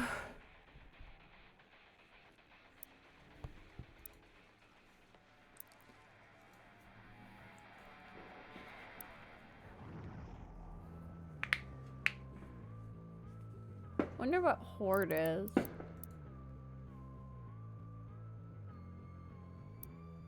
Aw, man.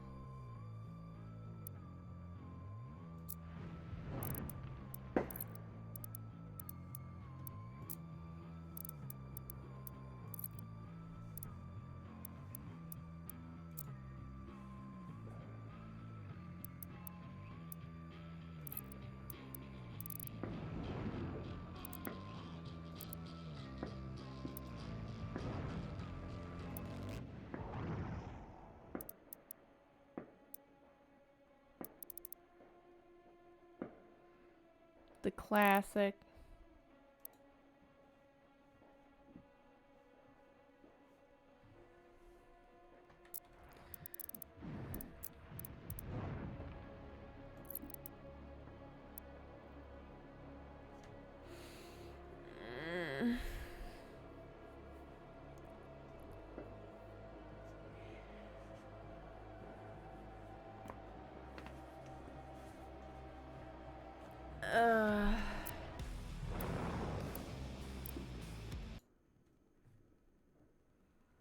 Violent fun for all ages? Yeah.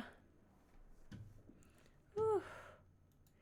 It is not easy though. I might have to do a little grinding off screen and figure out a better control scheme for that. But the fireworks are really loud. I'm sorry.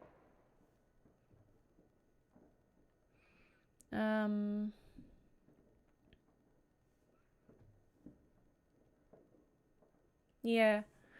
I'm gonna have to figure out a better controlling scheme. I don't think E should be glory kill. I feel like it should be something like, maybe like tab? I think tab might be the way to go for that. That might be the move.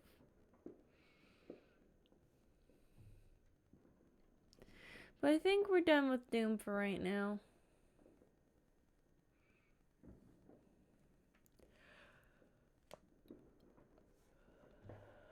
I think we might just look at a couple of videos and then, I don't know. Or do something. We'll do something.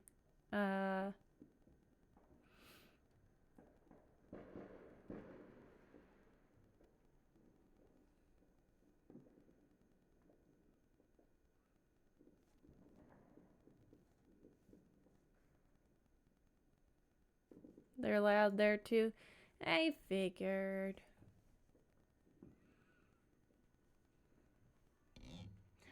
Cheddar. Meow.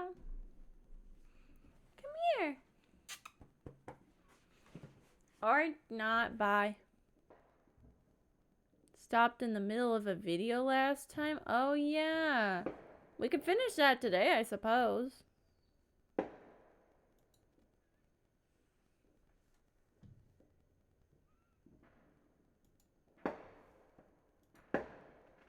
I needed a job. Besides, no job is perfect. But if I had known that what I was going to experience at that place, I would have kept looking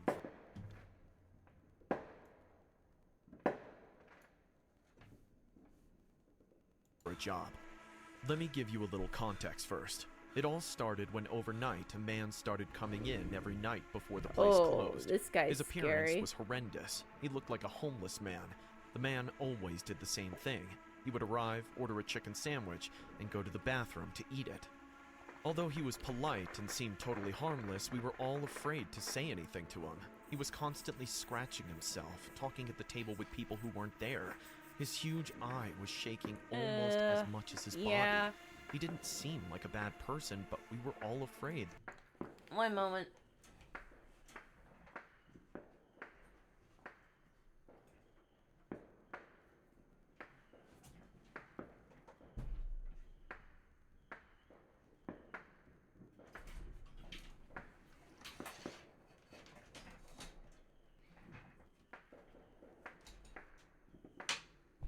Oh. Ow. That if we said anything to him, the man would explode in anger and attack us. The day it all happened, the usual routine had happened. The homeless man had ordered his chicken sandwich and was waiting for it to be delivered. We all avoided going to the bathroom when this happened, but that day I couldn't help it. I was sick to my stomach and I couldn't wait another second for that man to Okay, go into but the why? bathroom, eat Why his were you food, sick? and come out. I locked myself in the farthest Wait, bathroom am I? cubicle. I might be frozen. Hold on. I think it's working now.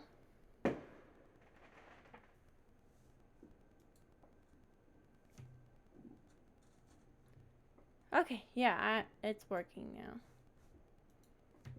Whew. Alright, I fixed it. I'm gonna have to edit all of that out. That's so I tried to much hurry as fast as I crud. could, but before I could get up, the bathroom door opened, and the man Oh, came no. in. Oh He began no. to inspect the bathroom, choosing where to go in to eat. He tried to enter my door, but noticed that it was closed. After that, there was an Oh. awkward silence. What was he doing? Jesus! Sir, what are you doing? The stall's occupied. Oh, I'm sorry, young man. I wanted to see why this cubicle wasn't available. Without any answer from me, Sounds the like he has man went to the cotton first in his cubicle mouth. where he always used to go. From mine, I could hear him savagely eating the chicken sandwich. The noises made me very nervous. He was devouring it without contemplation, and he didn't drink anything even for a second after eating. I took advantage of the situation to pull up my pants and leave the cubicle quickly, but as soon as the man heard my door open, he stopped eating. I walked slowly to leave. I Ew. didn't want to make him leave his cubicle. I didn't want to meet him face to face. I couldn't shake this strange feeling that something was wrong, that this No man duh. was dangerous and might possibly do something to me. When I reached the Yeah. door, it opened violently and the homeless man came out. The man was in his underwear. He had taken What off all the his clothes when he hell? entered the stall. He had a piece of trash which he threw out as soon as he opened the door. As soon as he came out, he made his intentions clear. He looked me straight in the eye. We both stared at each other uncomfortably without saying anything, watching each other. He wasn't looking at me in a threatening way. What? He didn't seem to want to hurt me, but something in his eyes was wrong. What did- His look was desperate, hurt, and even sad, but that didn't make him any less dangerous. After all, he has two heads above me.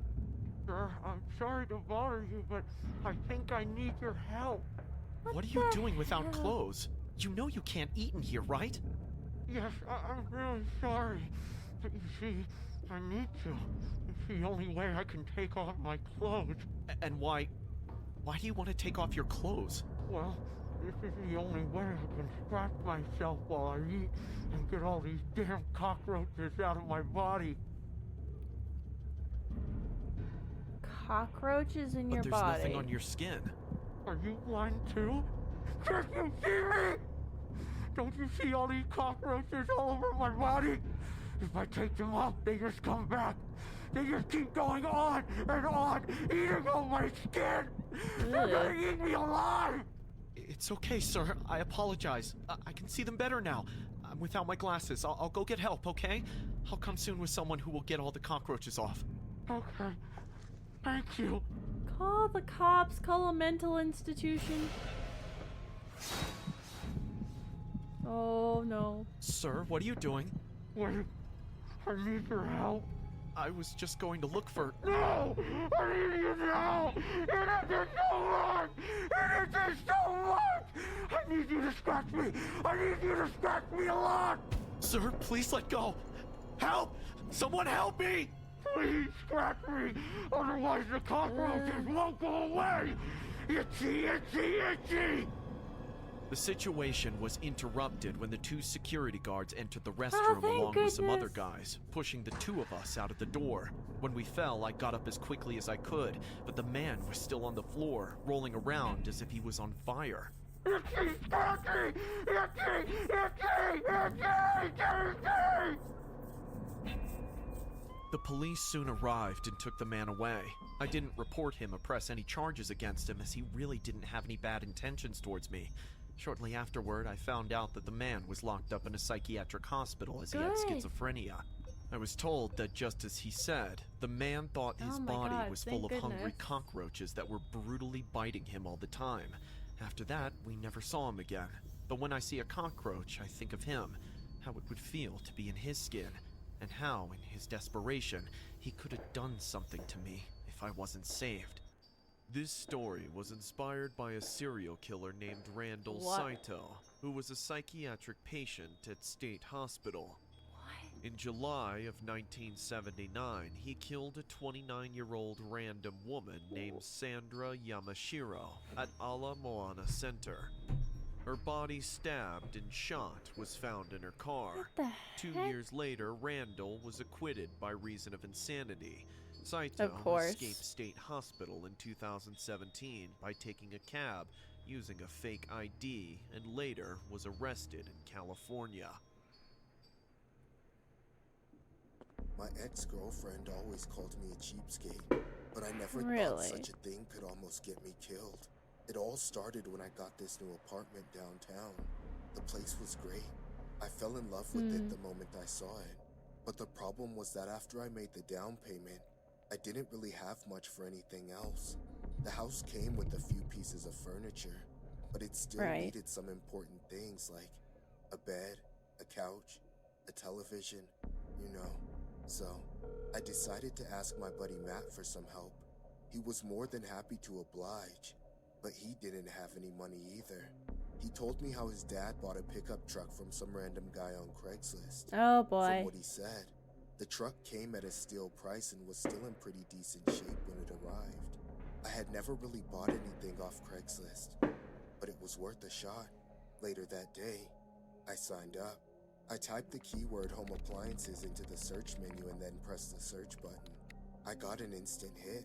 Some dude was practically selling an entire house worth of appliances and furniture, and they were all at a discounted price of $5 each. It was too good to be true, but I just If couldn't it's too good to be true, then it probably is. resist. I chatted him up. He said his name was Brandon, and he was looking to sell immediately because he was moving out of town soon. I was still very skeptical, but my doubts he were should cleared when he be. FaceTimed me so that he could show me the furniture. They actually looked to be in pretty good condition, and with that, I was sold. All that was left was Yeah, figuring no. out how to get the stuff over to my place. I really didn't have the extra cash for a delivery service, so I had to think of a more cost-efficient alternative. Then it hit me. The truck Matt told me about, it would have been perfect. I called Matt and asked him if Would we have could use been. his dad's truck. Yeah, sure, bro. He responded in his signature enthusiastic tone. He was really a chill guy. Matt Was. suggested that we meet with the seller somewhere open. In his words, there are a lot of crazies out there. In retrospect, he did have a valid point. I spoke to the seller about the arrangement, and he was cool with it. We decided to meet in the parking lot of a Walmart by 2 p.m. Shady. There would be a ton of eyewitnesses and ample room to make a quick getaway if the need arose. Matt and I got there 5 minutes late. I called the seller immediately, but he didn't pick up. After we waited for about 30 minutes, I decided to call again. Before the first ring could finish, the call abruptly ended. Seconds later, a text dropped to my phone. Hello there, my friend. Are you there now? Yeah, been here for a while. Where are you? There was a long pause. I'm Wiggly, close. wiggly, wiggly. Where are you parked? Can you describe your vehicle to me? Oh I gosh. didn't think too much about the question. I honestly thought he was just trying to find us or something. It's a gray pickup truck. We're in the parking lot. Okay. There was another long pause. Something definitely didn't feel right at that point. His text dropped again. My car broke down a few meters away from you, but don't worry. I've already asked my brother to come get you. He'll be there soon. No, The last that's text was a red red flag flag. number I should have spotted million and immediately, but I guess I 200 was too thousand naive. We and waited for another 50 25 minutes. about this. I tried to call again, but his phone was turned off. At that point, Matt and I had already exhausted our patience. We were tired and ready to head back home. Just as Matt was about to drive off, a man suddenly jumped in front of the car. Matt abruptly hit the brakes. The car jerked forward. Hey, you got a death wish or something? The man looked tattered. Whoa, His he hair looks like and his a overalls leprechaun were dirty. almost, in There a was weird even way. a mustard stain splattered on his white shirt. His Fiddle-dee-dee. eyes looked like he had been smoking a ton of weed. The man approached Matt's side of the car. I'm sorry. Brandon sent me to come and get you. The man stuttered, but he was all smiles. His breath reeked of dark rum. I could smell it from a mile away, but aside from his breath, something felt fundamentally off about him. Matt turned to me. We both knew something wasn't right, but we weren't sticking around to find out. Just tell Brandon we'll come back tomorrow, okay? Something urgent came up. I Yeah, maybe do just it to during the dismiss it. daylight. In a split second, the man looked infuriated. Before we knew what was happening, he conspicuously pulled out a gun and leaned toward the car. He Oh no. probably didn't want to draw attention to himself. Matt and I just froze. He slipped into the back seat and just mouthed one instruction. Drive. We were Yeah, forced to that's- obey. We had no idea where we were going. But That's with the gun exactly pointed where at we our thought heads, this was It going. didn't really matter. As we drove, a text dropped on the man's phone. He was distracted. He began to reply. Matt slowly turned toward me and gave me a knowing look. I read it loud and clear. I calmly fastened my seatbelt and braced for impact. Abruptly, Matt stepped on the brakes Oh, hard. The Yeet! man was catapulted forward, and his face smashed into the dashboard. He was knocked out instantly.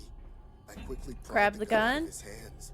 It was a long shot, but we were glad it worked. While we were still trying to catch our Good. breath, we heard a beep. A text dropped on his phone. To our shock, it was Brandon's profile and number. The man had just informed Brandon that he had us in custody. Brandon responded by sending him a location. Matt and I immediately contacted the police. The police department hurriedly dispatched a SWAT team to the location. It was a warehouse. But what Of was truly course. disturbing was the manner of horrors going on behind its walls. The police uncovered a syndicate of organ harvesters and human traffickers. They had basically set up shop there. We thought Brandon was Ugh. the kingpin, but he turned out to just be another unfortunate victim. The police found his body gutted and buried in a shallow Ugh. grave. The despicable individuals were arraigned in court and indicted. Matt and I drove home that evening, wondering what could have been our fates if things had turned out differently. We deleted our Craigslist accounts and never spoke of the incident again. There are truly a lot of crazies out there. Most What? of you probably ate at Burger King, but did any of you work there? My No. name is Alan, and I guess you could say I survived working there. It all started That's when good. my twin brother and I went in for an interview. We were about to enter the store, but from the glass You and your entrance, twin looking like a silhouette Beavis and was watching us Butthead closely. It McButtchin. was a strange being. It looked like a statue, but we could see how it moved. I couldn't see the details, but I could see its dark red eyes looking directly at us. Was it a prop?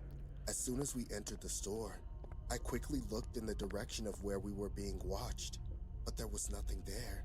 That's After a that, big red we went flag. for the interview, and luckily, we both got the job. When we started working there, we always did the same task. Surely being twins, they thought we would understand each other better, and they weren't wrong. But neither of us was ready for what was going to happen to us. On the first day, we were sent to clean the warehouse, and strange things soon happened. The place was usually dark and cold. The lights were on, but we still couldn't see the end of the room. It was huge, bigger than the rest of the Burger King. We walked straight ahead, and at the back, something was waiting for us.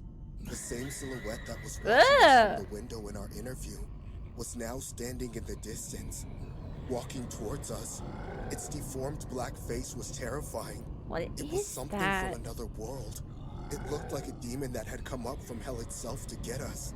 Suddenly, all the files were around us and many papers went everywhere. The distraction made me lose sight of the demon. It was no longer there. Oh, gee. Are you okay? What happened? You lost consciousness for a second. You fainted and screamed. Luckily, no one heard you. What happened? Nothing. I'm sorry. I must be stressed because it's the first day. I know my excuse was lame, but for some reason, my brother didn't ask me any more questions and we continued working. When I got home, everything got worse. Maybe I was going crazy, but I felt like something had followed us. Everywhere I went felt cold. I felt watched, and worst of all, I couldn't talk about it with my brother because something was wrong with him. I felt that he was the one who was watching me. One night, I opened my eyes at 4 a.m., and something woke me up. I started to inspect my house, and that's when I saw him. My brother was standing in front of the TV. What There the was heck only is interference going on it, on? but he was looking at it as if something was going on. Yes. Yes. Yes. Okay.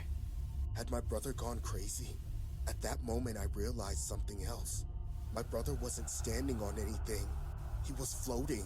Suddenly, he turned toward my position, and without walking, he floated quickly in my direction. I ran as fast as I could and locked myself in my room. He was banging his head on my door. This went on for about an hour until it simply stopped. During the morning, I opened the door in terror, and behind it, my brother was still standing there, looking at me indifferently. Hey, Alan. And out of nowhere, he was gone. That's when I realized it wasn't the Burger King that was possessed. It was my brother. The next day, we both went to work. He pretended nothing had happened, so I pretended nothing had happened. Our boss called to ask how we were adjusting. We both walked to his office, but on the way there, my brother spoke to me. Hey, Alan. What? Don't talk about me. We walked into the boss's office. He didn't ask us any weird questions.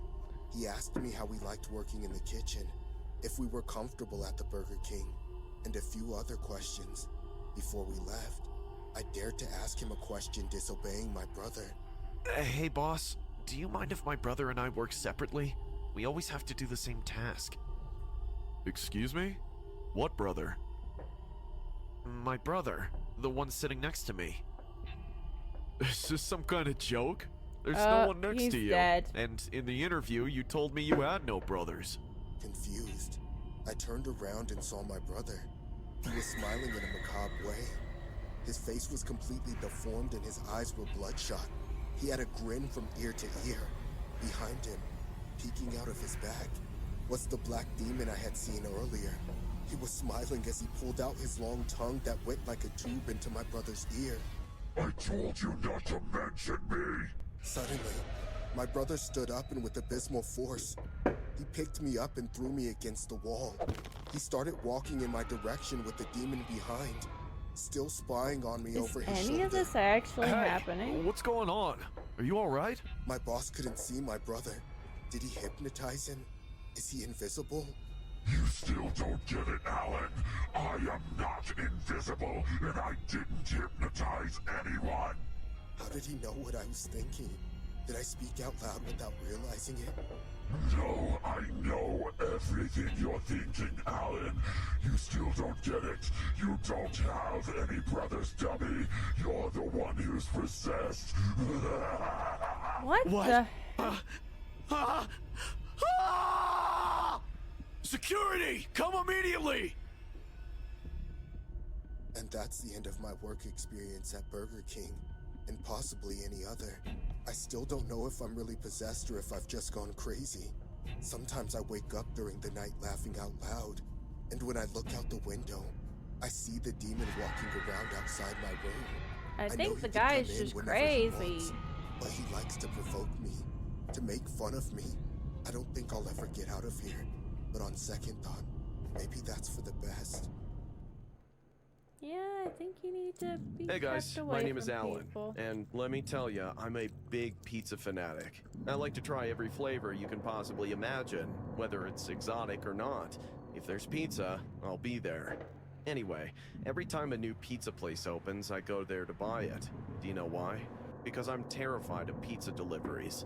It may seem strange, but after I tell you my story, I'm sure you'll agree with me. It all started one normal night. It was 4 a.m. and the doorbell woke me up. It was probably a kid playing a joke on me, so I slept on. The next day, I watched the security camera to see if the kid was a neighbor I recognized. But to my surprise, it wasn't.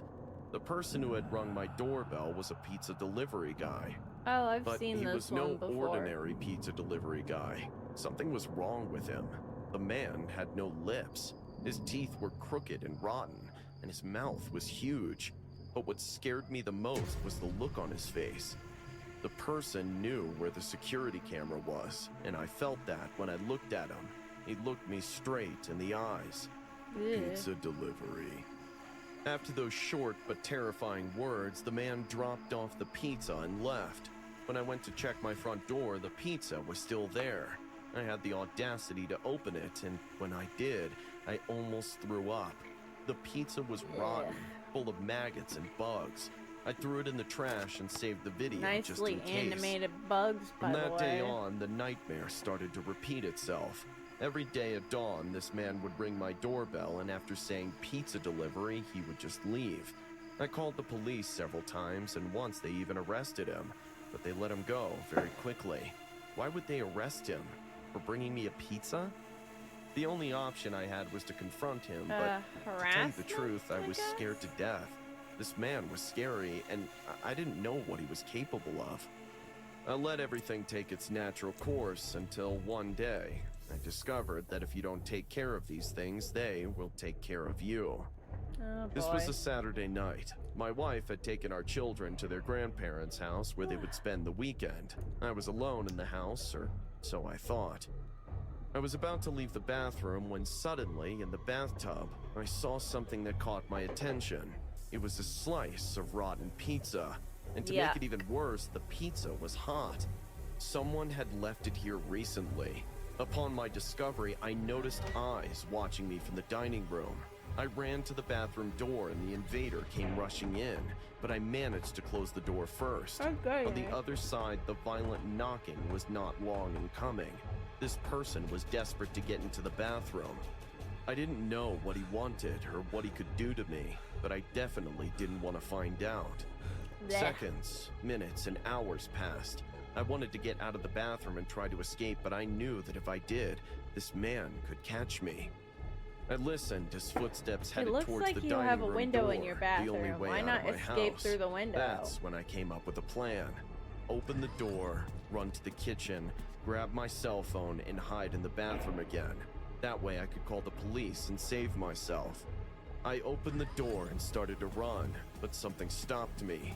Not one, but 3 men knocked me down. They were You all could have dressed gotten like out pizza through your delivery window. guys. But unlike the man who was harassing me, they had strange and terrifying animal masks.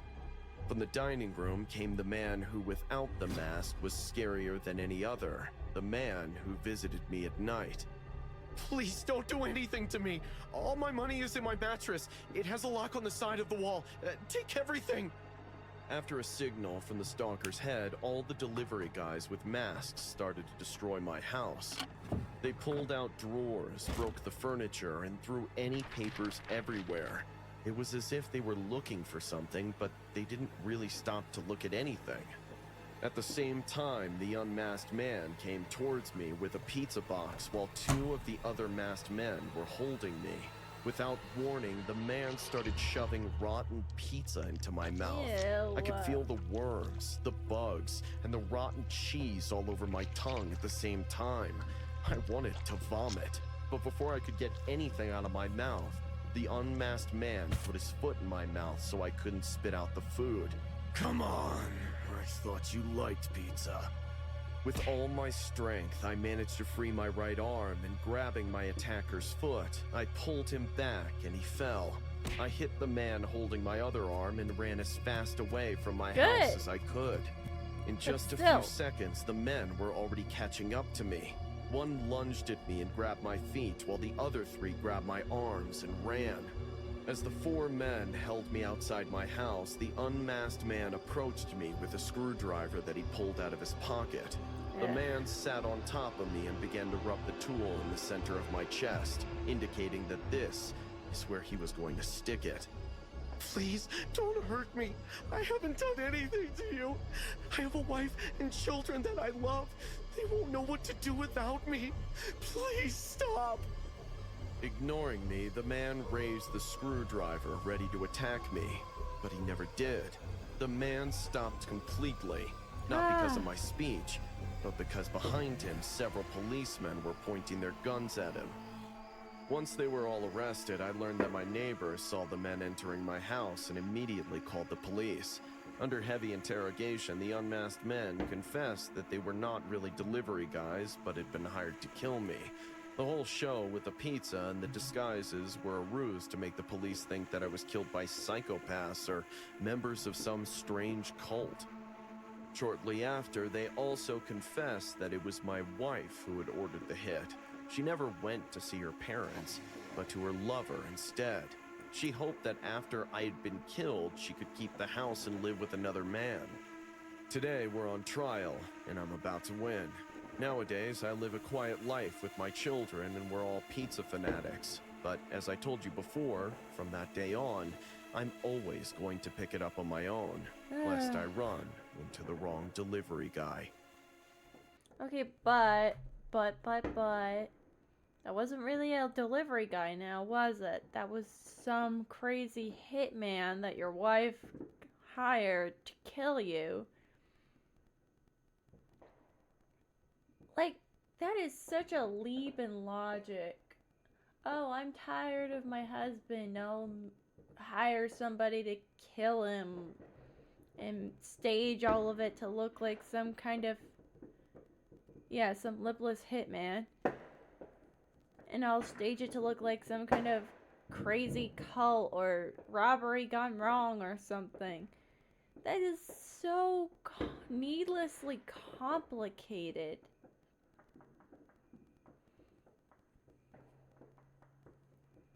Did the thought not cross her mind that maybe somewhere along the line that someone would notice what was going on and call the cops? When I was...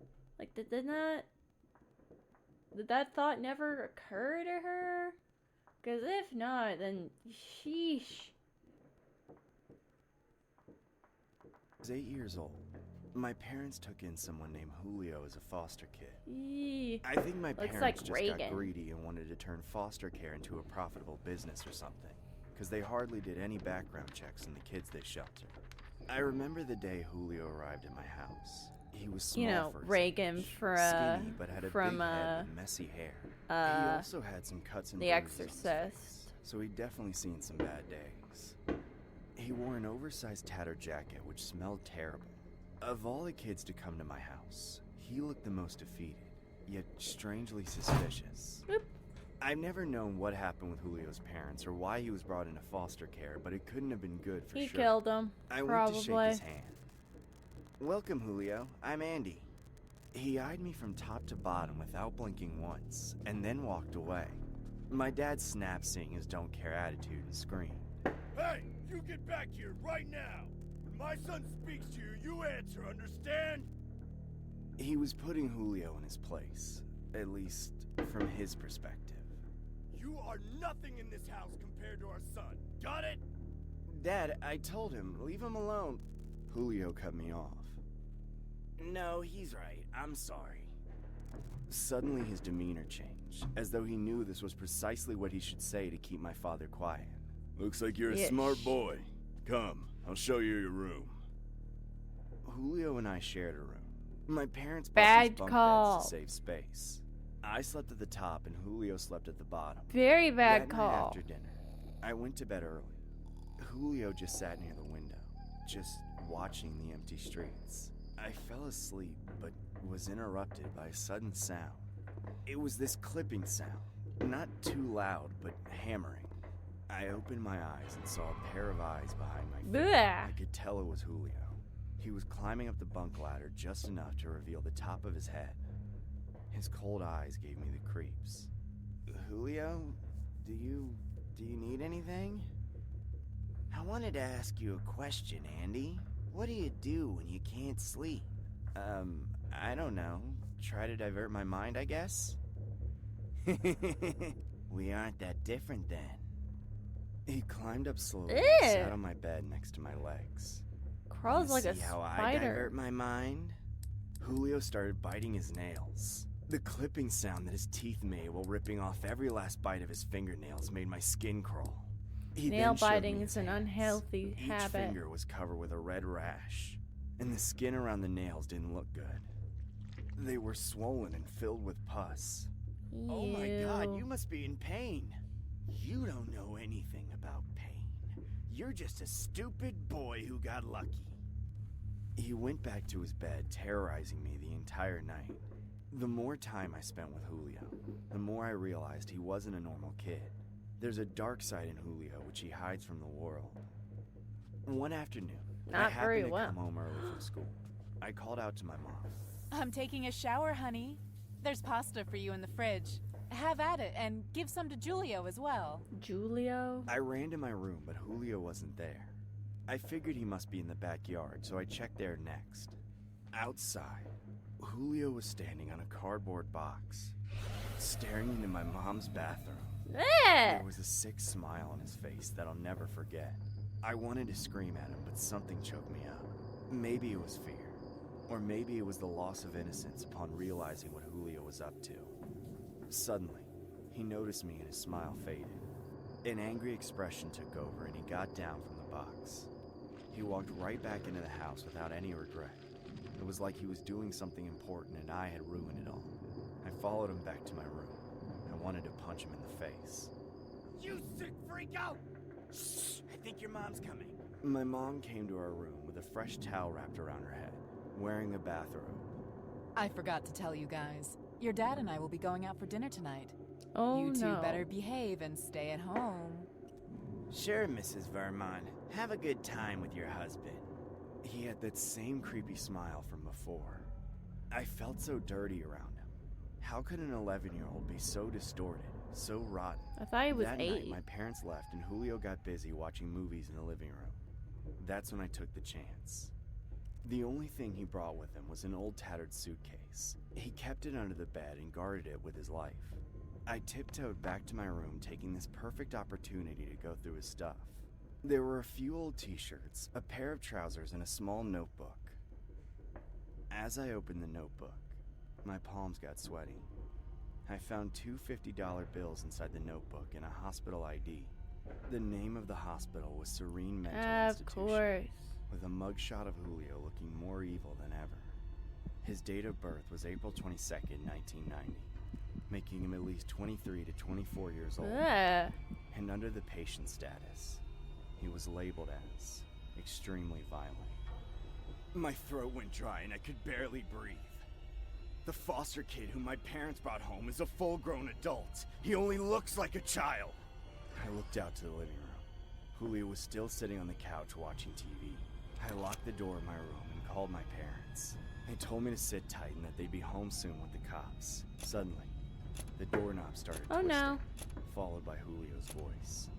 Why's the door locked, Andy? This is my room too! Open the door, Andy, now! I didn't answer him at that point because I was scared to death. That's when the banging started. Oh no. I said open it! Open the door, you little brat! I know the truth, Julio. The cops will be here soon! Just as I mentioned this, everything went silent.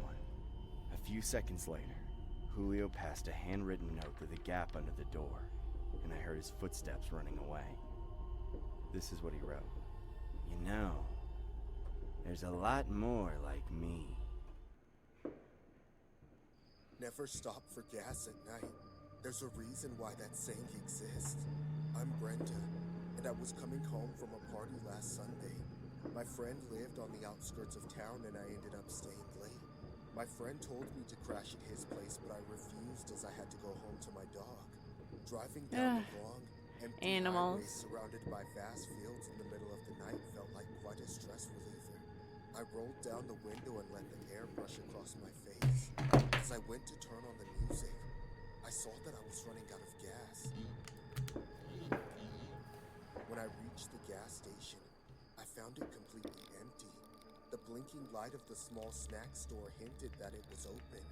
There wasn't anyone outside to help with refilling, so I got out of the car and started walking towards the storefront. As I said, I had just come from a party, so I was wearing high heels with a short flared skirt.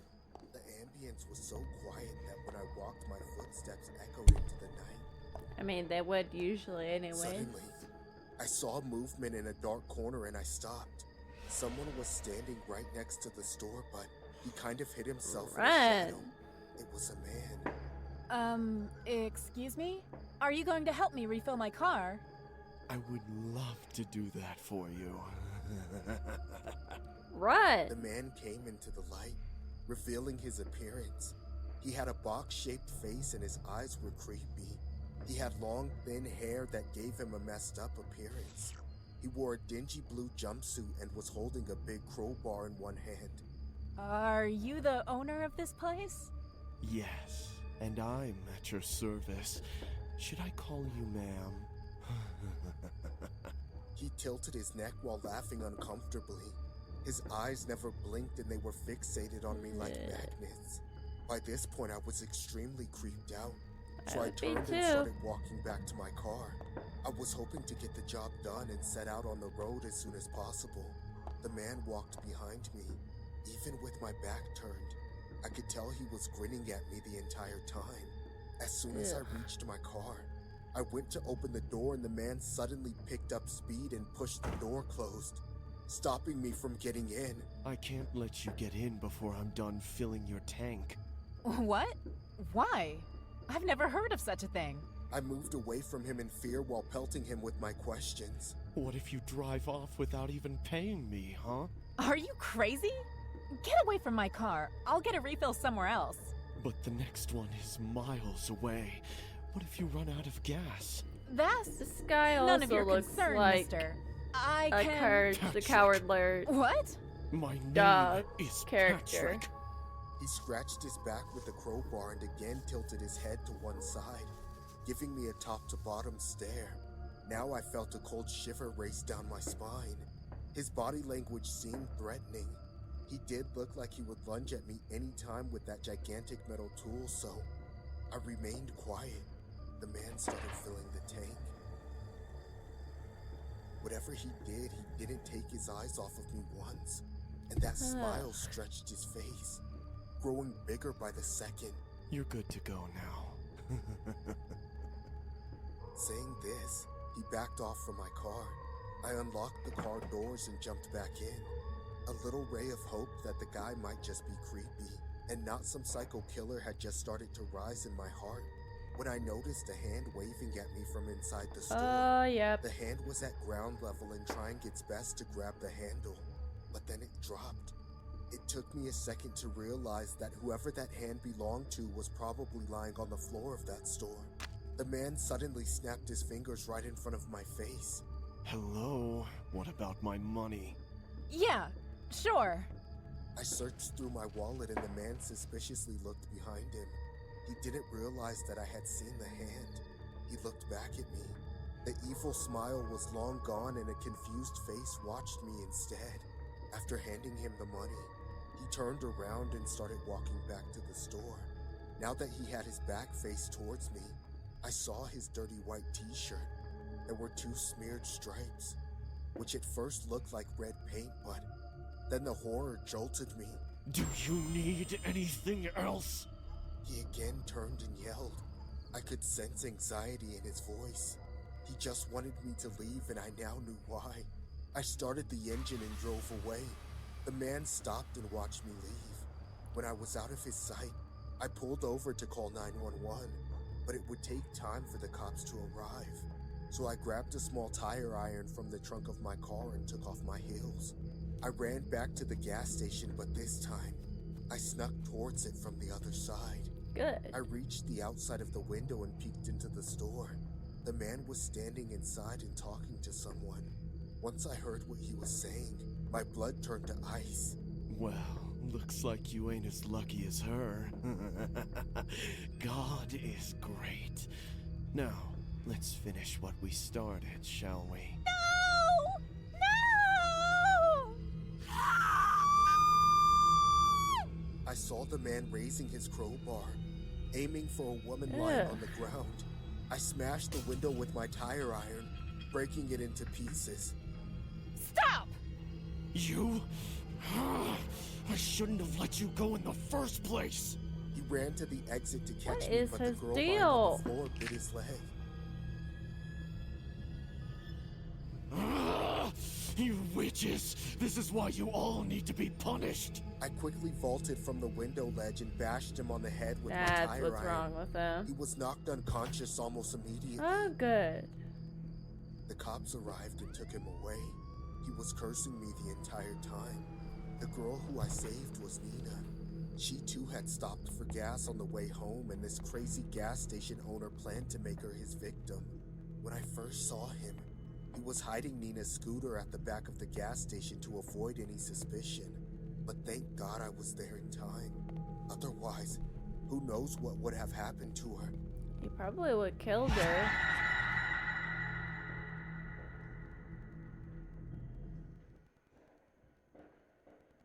When I first took the job of a manager at McDonald's, the owner walked me through a few rules that I'd have to follow to keep the place Hold running. on. Look, Nathan, no matter what Joe says, don't ever let him be Ronald McDonald. We've seen this video before, haven't we?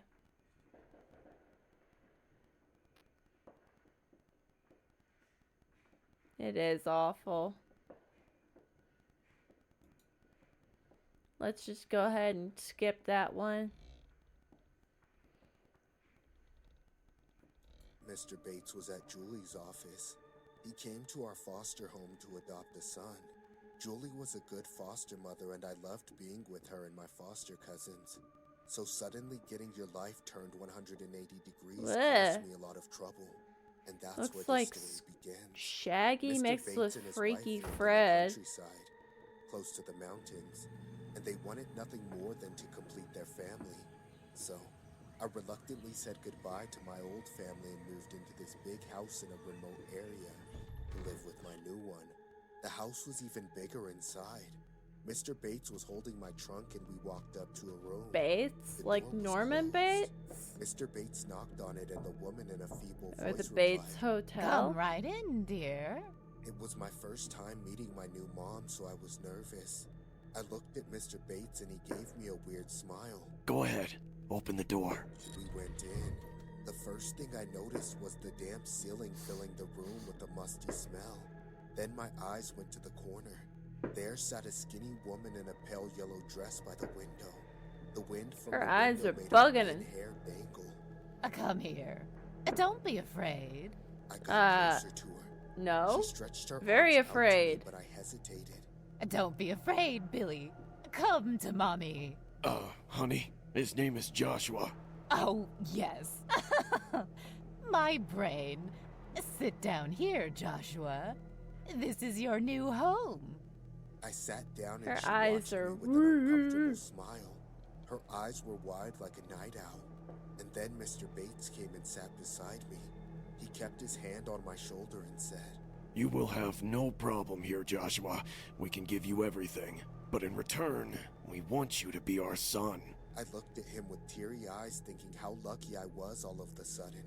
But in reality, that was far from the truth. They took me to a big room, and that's when I started sensing trouble. The room was filled with kids' toys and had a big Mickey Mouse painted on the walls. This is your room. Do you like it? Yeah. I couldn't tell them how odd it was for the room of a 12-year-old. Even the furniture was that of a toddler's size. I could barely fit in the bed, but the Bates didn't seem bothered. They just grinned at me the entire time without blinking. Now, who's ready for a bath? Oh my gosh. Sorry, what? Take off your clothes. I'll give you a bath. Excuse me? Ugh. Miss Bates suddenly stopped smiling and screamed. Take them off! Now! You always listen to Mommy! Mr. Bates, what's going on? I'm not a kid. I can bathe. Just do what your mother says, son. You don't want her getting angry. What the hell? No way I'm letting your weird wife bathe me. Billy boy, don't be so moody now. Who the hell is Billy? What's happening here? Miss Bates grabbed my shoulders and pulled me close to her face. You are Billy. From now on, you'll be like our son. That's when it hit me. By our son, they meant someone else. Suddenly, my eyes went to the bedstand and I saw a photograph. The Bates were there standing with the toddler in their arms. Look, I'm not Billy. I'm Joshua. Please, just send me back to Julie. I didn't bring you here just to send you back. I think he will feel better with the pacifier. Bring it, honey. What? No, no! Miss Bates held my arms and Mr. Bates opened a nearby drawer. Man, that woman had inhuman strength. She looked lean, but her grasp was like that of a python. Mr. Bates came back with a blue shiny pacifier, like the kind that is used to calm little kids. He shoved it inside my mouth and I gagged, but he kept pushing it up against my lips so I couldn't spit it out. After a moment of struggling and revulsion, I passed out. When I opened my eyes, I found myself tied to a chair. In front of me was a kid's table with a bowl of cereal and a feeding bottle. My clothes were gone and I was changed into a diaper. A freaking diaper. I couldn't talk as the pacifier was still inside my mouth. It tasted like it hadn't been cleaned in months. Ew. I was trying my best not to vomit. They even tied a bib around my neck. I was dressed up like a toddler while being a 12-year-old boy. It was a nightmare. I tried to shake my body when I heard a sound coming from behind. Happy birthday, dear Billy. Happy birthday to you. Happy birthday to you. Mr. and Mrs. I Bates think placed they a cake in lost their front of me. son and then they It had a lost number their candle. minds. 3. So, this is what they wanted from me? To be a 3-year-old? Mr. Bates removed the pacifier from my mouth, and I breathed unimpeded after a long time. Please, I want to go home. I'm not Billy. Please, just let me go home. But they kept on singing and clapping like They maniacs. ate their I had to son? blow out I the don't candles, know. because after a point I accepted my fate. No one will know about this. I'm stuck here forever now. I'm gonna release your hands, Billy, so you can cut the cake. Now, don't try to do anything wrong, okay? I nodded my head. What else could I do? Mr. Bates freed my hands. Suddenly, the doorbell Oh, rang thank 3 to goodness. 4 times continuously. Whoever was at the door didn't want to wait. I flung the cake on Miss Bates and jumped from the chair to run. No! He's running away! Stop him! Stop him! I want him! Mr. Bates Too chased me and bad, I you hurried down the crazy stairs. bitch. I had just one chance. One opportunity to get everything I ever wanted. Freedom. I lunged at the main door and opened it with all of my strength, yelling at the top of my voice. Help me! Please! On the other side of the door stood Julie with 2 cops. I fainted in her arms. 3 days after I woke up in my foster home after having had a fever, Julie said I mumbled in my sleep for help and screamed I'm not Billy over and over. The story went that Mr. and Mrs. Bates had a son named Billy. When he was 3 years old, he passed away. Knew And it. since then, the duo became psychos. Before me, Yep. they had tried to adopt 2 other boys around my age and tortured them into being their long-lost toddler. After I left, Julie got a call from the officials at the court about this freak husband and wife. Thank God she arrived before the Bates made things even worse. After that, I never agreed to adoption. It's better to be a foster kid than to be someone's dead son. Yeah, I'd I've say had so. creepy Some encounters people with delivery don't do guys that in the out of the past, kindness of their but this one heart. has got to be the creepiest of them all. It made me question my own sanity. About 2 weeks ago, my girlfriend came over for some Netflix and chill. After a while, we got hungry and decided to order pizza. I picked up my phone and called a Domino's pizza joint not too far from my apartment. It rang once before a guy picked up. Domino's Pizza? May I take your order, please? He A little too emphatically excited budged. there, bad. He pretty much sounded like one of those hyper telemarketers. Yeah, I'll have 2 large pizzas with some extra onion rings on top. I responded. Noted, sir. Your order will be delivered shortly. It wasn't the first time I was ordering pizza from them, so I didn't doubt the assurance he gave. Sure. Thanks, bro. I said before I ended the call. We were hopeful the pizza This would arrive pizza's within not 30 gonna minutes, arrive. but after 4 long gut-wrenching hours, it still hadn't arrived. My girlfriend got tired of waiting and decided to leave. I was then left alone in the apartment to possibly die of starvation. A few minutes after my girlfriend left, I heard 3 firm knocks on the door. I thought she might have forgotten something, so I briskly walked to the door to open Yo, it. pizza But here. as the door swung open, I was shocked because it wasn't the face of my girlfriend staring back at me. It was the face of some disturbing-looking dude with raggedy hair and bloodshot eyes. Whoa, he His looks eyes were anemic. sunken, and the bags around them were massive. He even looked tattered, and he may or may not have had a blood stain on his shirt, now that I think about it. Of course, at the moment, I wasn't really paying attention to all those extra details. The only things that stood out for me were the Domino's branded shirt he had on, and the box of pizzas in his hand. What the hell, dude? I've been waiting for this thing for hours! I snapped at him. He didn't say a word. He just stood He there looks with dead. a blank expression on his face. His head was slightly tilted to the left for some reason. I would have assumed he was high, but I couldn't smell a drop of alcohol or weed on him. I at least expected to hear an apology or something, but none was tendered. You know what, Richard? I peered closer at the name tag pinned to his chest. Brad's son. I'll take this up Zombie with your boy. manager. Give me that. I Yeah, grudgingly I pulled the think he boxes might of be pizza a out of little, his hand. If it wasn't for the fact that my stomach was rumbling like an earthquake, my ego probably wouldn't have let me take the pizza. I gave him the stink eye before slamming the door in his face. It was already after dark, but at least I finally had something to eat. I laid back on the couch and got ready to dig in.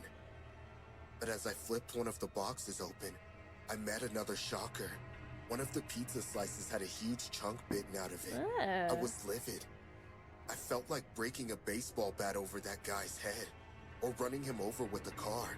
But fortunately for the guy, I lacked the energy to perform any of those feats. I dropped the pizza back on the table and grabbed my phone instead. I called the Domino's restaurant again. But unlike before, I didn't get a speedy response. The call rang about 5 or 6 times before I finally got a response.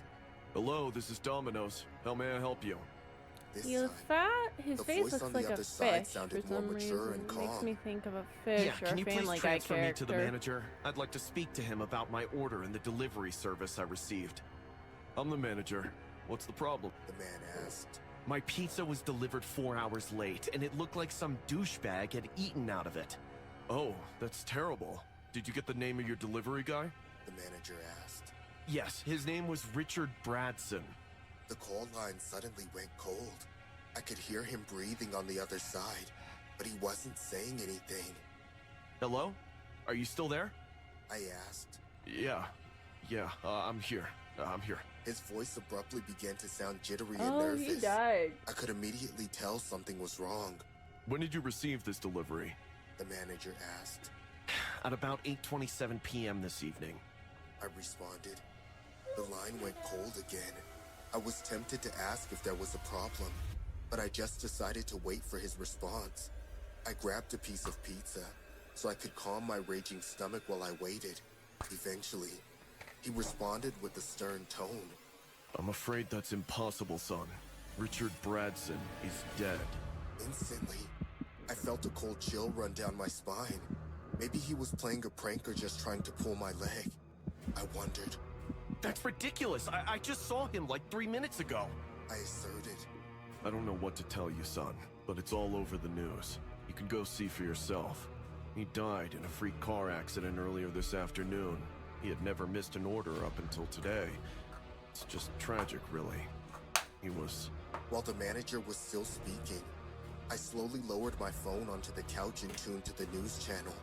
I was left completely horror-stricken by the first frame.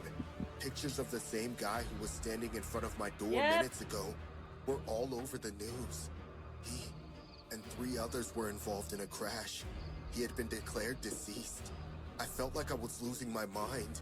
I jolted off the couch and dashed to the lobby. But there was no trace of him. I even ran out into the cold, dark street, but he was gone. I walked back to my apartment, so what bolted happened, the doors, though? and just sat on my couch. I tried to make sense of the entire evening, but nothing made sense. It was a day I will never forget. I returned from school late in the evening, and after watching movies for a while, I got a little peckish. Luckily, a new Popeye's chicken fast food restaurant just opened down the street, so I decided to go order some Careful them food. biscuits now, they're It was dry. dark by the time I arrived, and as soon as I stepped in, I noticed there weren't any customers at the restaurant. Come here, Strangely Cheeto. enough, there weren't any workers around either. Just a weird-looking guy standing behind the counter. Now, I'm not the type to fixate on looks, but I immediately knew something was off about this guy. His body was extremely skinny, his neck like he was sick or severely malnourished. He had big, bulging eyes and a scruffy beard. Even more unsettling was that he had scabs and wounds all over his body. Some were bandaged, while others were left to fester. I couldn't fathom how in the world they would let someone like that take food orders. Excuse me? Maybe Can he's I not. get some service, please? For crying out loud, would you say something? I yelled at the top of my voice. His tired, bloodshot eyes swiveled toward me. He stared at me with a face full of rage, as though I had disturbed something important he was doing. If looks could kill, I would have already been dead by then. Welcome to Popeye's famous fried chicken. May I take your order? He Something moaned tells lifelessly. me this guy don't work I couldn't here. help but noticing how jagged and yellowish his teeth were. I ordered 3 spicy chicken wings with lots of ketchup and a Diet Coke. He requested for my name. I was hesitant, but since it was part of the order, I gave it to him. Jennifer. I said. Coming right up, Jennifer. I just know you're gonna love it. He smiled ain't gonna be ghoulishly and then chicken. retreated into the kitchen. I knew something was We wrong. don't work I could there. feel it in This my isn't gut. gonna be chicken, More so, I and could this also is all smell going to go something horribly putrid wrong coming very from the closet quickly. in the kitchen. The stench was so strong it made me nauseous. I had to know what was going on back there. So, I quietly snuck into the kitchen and eavesdropped on him. I noticed him preparing the chicken I ordered, but nothing could have prepared me for what happened next. He vomited something disgusting into the ketchup bottle, shook it, and then spread it all over the chicken he was about to serve me. I was so sickened, I almost threw up in my mouth. Suddenly, his head snapped towards me. You're not supposed to be in here. I'm almost done with your order. He hissed. Cold sweat ran down the back of my neck. Actually, I changed my mind. I don't want the order anymore. I don't think so. You're gonna eat your chicken, and you're going to enjoy it. After all, everyone loves the chicken from Popeye's. Then, he grabbed a kitchen knife off the counter and I immediately made a run for it. He sprinted after me with the knife in his left hand and a box of chicken in his right. Come back here and eat your chicken! He yelled at the top of his voice. I sprang through the restaurant door and into the parking lot. Good thing Despite he's being slow. so gangly, he was incredibly fast. In fact, he was matching me stride for stride. His long, scrawny arms were only a few inches away from my head, but as we ran into the road, a truck sped out of nowhere and rammed through him before he could reach me. With adrenaline pumping hard through my veins, I kept running. I didn't even bother to look back. After a few minutes, I arrived at my house. I bolted through the door and locked it behind me. My mom had gone away on a business trip that day. I tried calling her, but the line wasn't going through. Dear God, what am I gonna do? What if he's still alive? What if he follows me home? I locked all the doors and windows. Then I took a baseball bat and waited at the front door. I waited till midnight, but he never showed up. After a while, I lay down on the floor close to the door, and I slept off. Then suddenly, around 2 a.m. in the morning, I was awakened by the sound of dogs barking in the streets. Oh, bad. Then, the handle of my front door began to shake violently. The door jerked and trembled so much I thought it was going to break down at any minute. It was him. It could only be him. Jennifer, your order is ready. Open the door. Jennifer! Jennifer! How the hell He did hissed as he pounded on my door.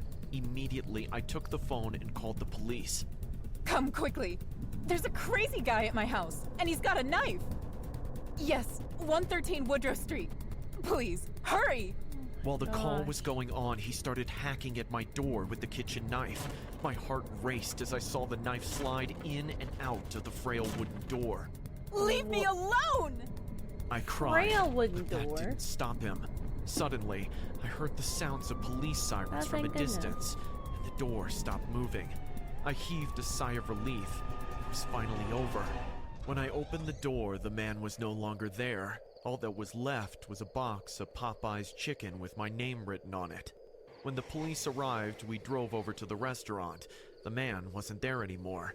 However, when they checked the closet in the back, they found the dead body of one of the workers in the closet. He had multiple stab wounds on his chest. The management told the police that the man they were looking for was fired after he was caught adding bodily fluid to people's orders. Afterward, he was admitted into a mental asylum. Apparently, he broke out and came straight back to work. I'm just glad I had the good sense to check on him after placing the order. Needless to say, I haven't gone to my Popeye's chicken restaurant ever since. Good. Fast food's bad for you. I've always heard creepy stories Oh about my serial gosh. killers and home break-in. Oh, gosh. Let's try to finish this. But I never actually thought it would happen to me. Yeah, that was bad. Last summer, before my semester exams were scheduled to start, I decided to go stay with my parents for a while. My dad was a district attorney and my mom a politician. They were a match made in heaven. They were also very busy with work, as you would imagine, so they weren't always home. As usual, they had business to attend to that weekend, so I was left all alone in the house. It was great news, or so I thought. That evening, I was watching a show on TV. Suddenly, the show was interrupted by a breaking news report. Notorious serial killer Manuel Ortiz, aka Machete Manuel, has just escaped from prison, and his whereabouts are currently unknown.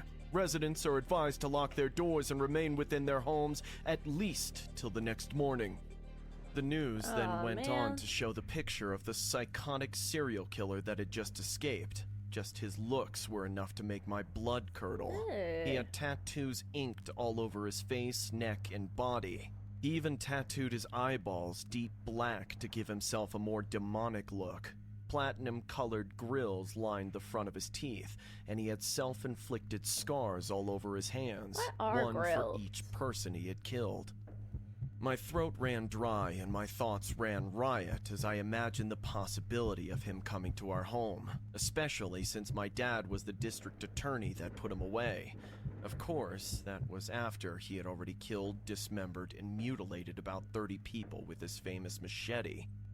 I wasn't going to take any chances. I triple-checked the doors and slammed the windows shut. Before heading upstairs to hopefully do some studying, I left our dog Bruno on the living room carpet. Like a little That's where he liked to sleep. protector I thing? bolted the doors to my room and hit the reading table. I was so scared out of my mind, I had to speak to myself to stay sane. Their teeth Calm kinda down, like Lucas. that almost. Even if he did come here, Yeah? there's no Okay. way he could get in.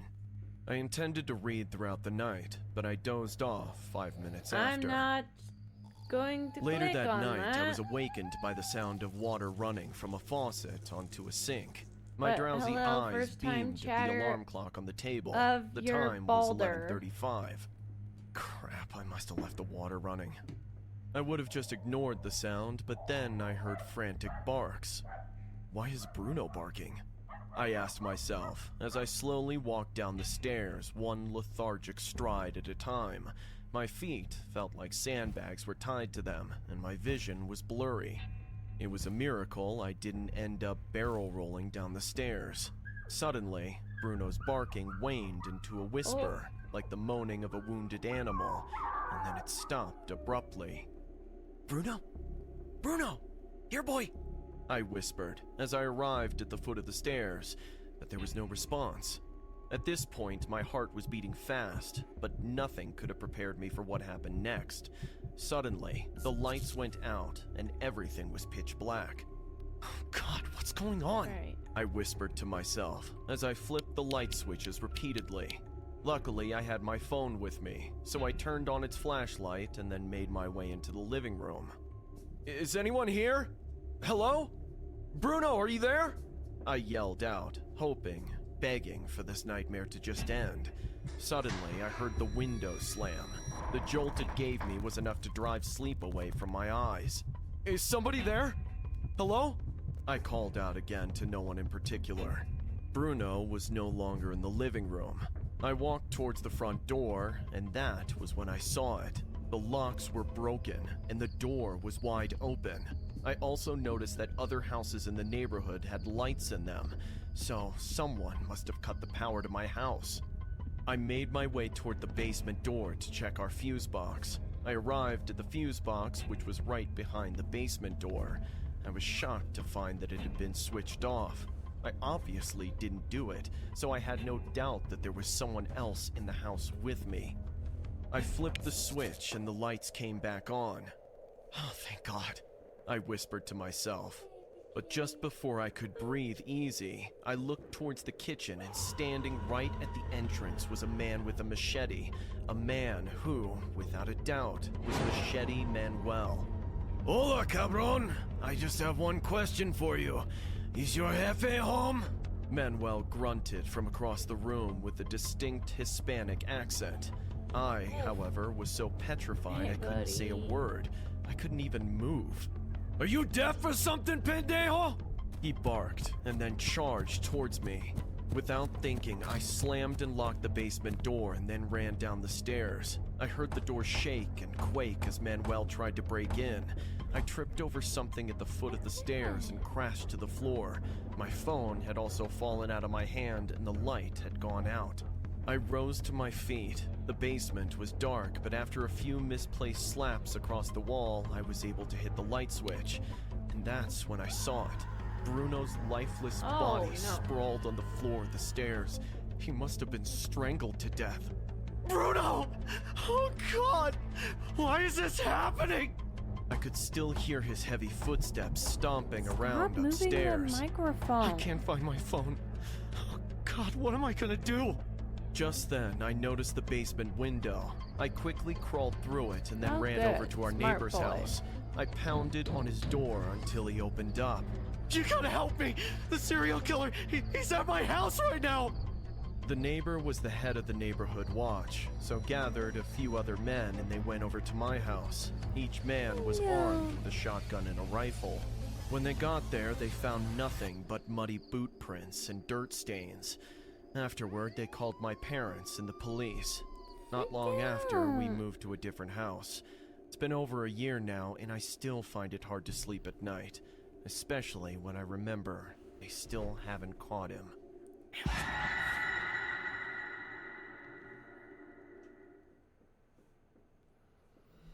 Have you ever felt like you were being watched? Yeah. Have you ever felt the eyes of a stranger on you as you slept, or ate, or went for a walk? Yep. I have. Once. And to be honest, I still do. When I was 15, my family moved into a new house in the countryside. I loved it, at first. The open fields, the fresh air, the serenity. It was so much nicer than the city. The house itself was an old country home built sometime in the 1950s. Some of the locals swore the house was haunted, but it didn't seem that way to me. Sure, the floorboards were creaky and the windows in the attic were broken, but those were minor issues that could be handled in no time. Or so we thought.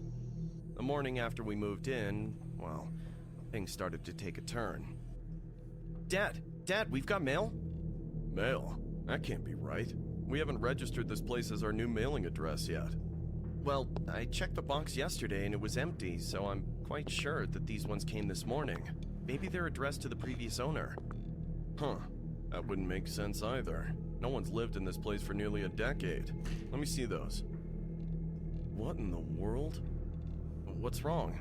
There's no stamps, but they're all addressed to us. It says... My dad set the letters ablaze, all of them. Each one was a variation of some kind, but the core message remained the same. Someone, somewhere, wanted us to leave our new home. Right. My parents tried to laugh it off as some sort of prank by the locals to newcomers, but I wasn't as convinced. It wasn't until the following morning that we realized how wrong we were. Dad, there's mail again. What? There were more letters, each one similar to the last, bearing curses and pleas for us to leave the house. However, this time, there was something else. Is that our house? I guess, but we don't know when it was taken.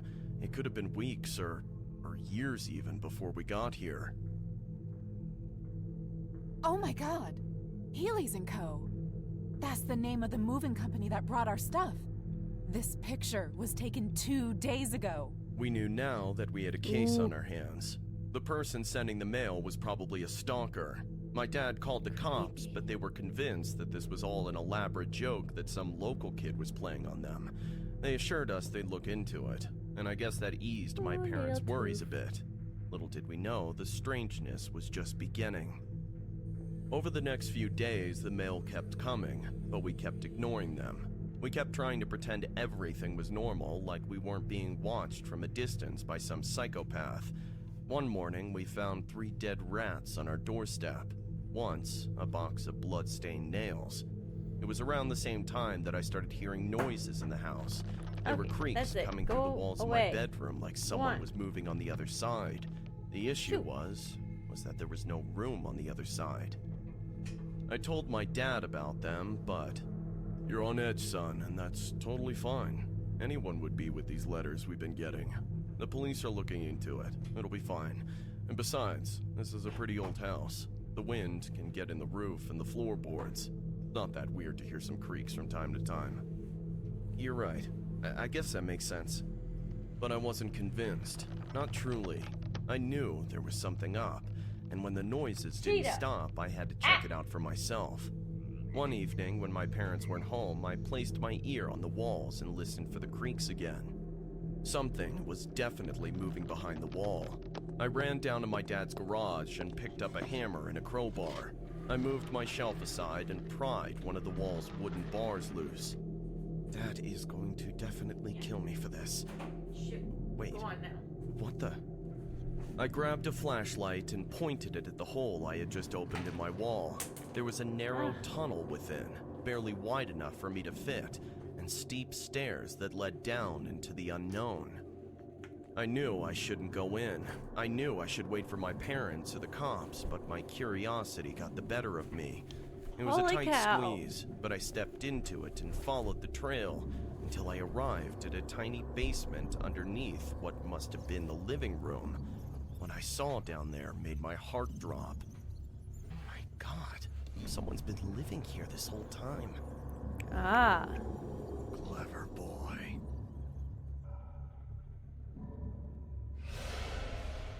Oh no. I knew someone would find out about me sooner or later.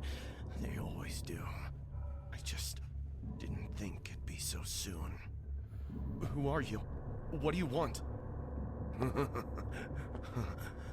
Who am I? I should be asking you the same question. What gave you people the right to move into my house? My home! I won't leave. I'll never leave. It's mine, you hear me? Mine! Oh, this guy crazy. I've already lost everything. My job, my wife, my life. But I won't lose this house too. Over my dead body. Do you think I enjoy this? You think I enjoy hurting you people? Office I warned Rocker, the last yeah, couple who maybe came a here to little leave. bit. When they didn't listen, I had to take matters into my own hands. It seems I'm going to have to do it again.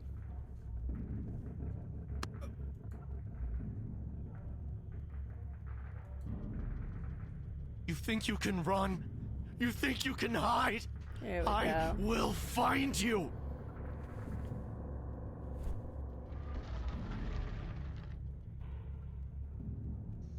The cops arrived a few minutes later, and my parents followed not long after.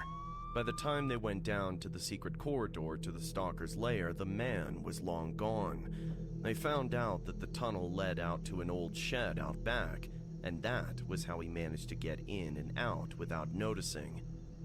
The stalker escaped, but they did manage to find something down there. An ID card belonging to one Mr. Hank Wilson. The man I saw was a shadow of his former self, all withered and hollow, but I'd recognize those deep blue eyes anywhere. Apparently, he was a businessman who lost his fortune many years ago in a bad investment. He lost everything. His car, his wife, his kids, and his house was foreclosed by the bank and put on the market. Most people around town assumed he jumped into the river on the other side of town, and that his ghost still stuck around the house. Little did they know that it was the man himself doing the haunting. Needless to say, by the time this info got to us the very next morning, my parents and I were already well on our way to my uncle's place the next state over. It's been a good few years since then, and last I checked, they hadn't caught old Hank. The house, his house, is still on the market. Yep. I've come across some strange people in my life. That tends to happen when you work an 8-hour shift at a drive-thru located at the busiest intersection in the city. The weird, the eccentric, and once, just once, the downright evil. I don't work there anymore, you see. There are a lot of bad memories tied to that place. People I wish I didn't remember. Things I'd rather forget. I was fresh out of high school when I got a job at the local Burger King. I was taking a gap year and I thought it wouldn't hurt to have some extra cash in hand, so I went for it. It wasn't glamorous work by any means, far from it. Some customers were just the absolute worst, impossible to please, screaming at you for getting some overly convoluted order even the slightest bit wrong with mouthfuls full of slush and half-chewed bread. I hated every second of it. At least, every second that she wasn't around. Ashley Barrett, dark hair, green eyes. I thought she was the most beautiful girl I'd ever seen. Still do. She worked the shift with me, and whenever she was around, we somehow managed to make those awful hours somewhat bearable for each other. I decided to ask her out one night that summer. I mean, what harm could it possibly do? We got along well enough, and I could tell that she liked me as much as I liked her. I walked up to her that day, with 2 tickets to the newest Marvel movie at the time hidden behind my back. Ashley? What's up? Got any plans after this? After what? My shift? I don't think so. I'll probably just head home. Lord knows I could do with some rest. My back is killing me. Why do you ask? I was actually thinking, I Oh my was gosh, wondering man if you'd like to go to the movies with... What the? Who could that be? Wait a second.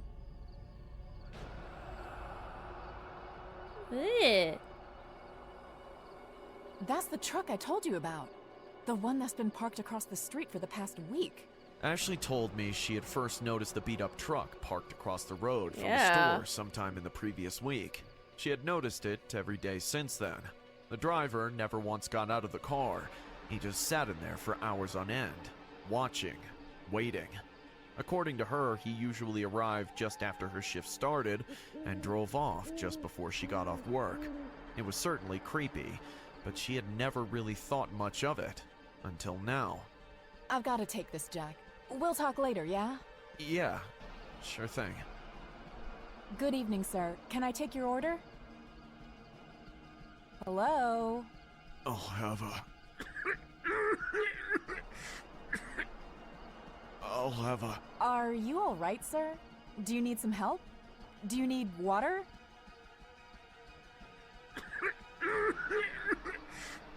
I'm going outside. I've got to try and help him. Ashley, look, we don't know who this guy is. I don't think it's the best idea to go out there, especially not this late. Just watch the store, okay?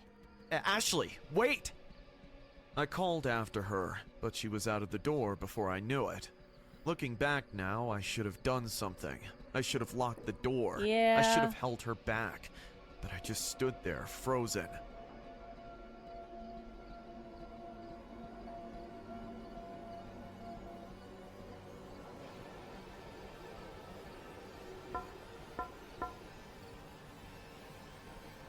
Nothing could have prepared me for what happened next. Oh my gosh, what the hell? My legs were stuck in place. I tried to scream, but my voice was stuck in my throat. I pulled myself together and dialed 911 on the landline. Before they even picked up, I ran outside after Ashley as fast as my legs could carry me. But by the time I got to the truck, the driver had picked her up and dumped her in the back seat. No. He was a big man, thin but big-boned, with sickly yellow eyes and red sores all over his ugly face. Hey! Stop right there, or I've called the cops. They're going to be here any minute, you hear me? So put her down before you make things worse for yourself. The man's laugh sent a chill down my spine. It was cold and unearthly, and even though I had no proof, I knew at that moment that it was the laugh of a killer. And what is it that you're gonna do exactly with those scrawny arms and that pathetic stance? Huh?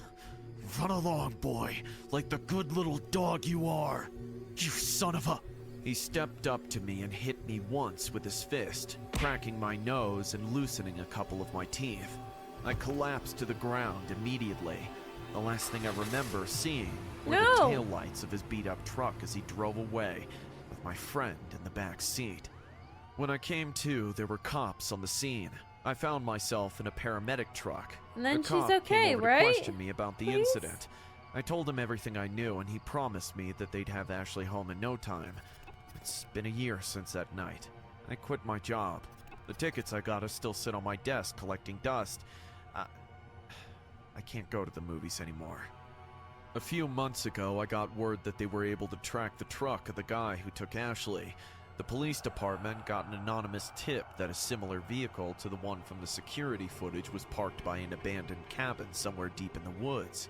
When they went in, though, the cabin was empty. The only thing they ever found were Ashley's silver watch and a clean white wedding gown draped over a mannequin. I think I have a bad feeling of what happened. I had been working night shifts at a McDonald's restaurant with my best friend Rachel for about 3 months. We needed the extra cash for rent and also for school stuff. In that short period, I had unfortunately attended to a lot of creepy and weird individuals. Oh, we've seen this one before too, haven't we?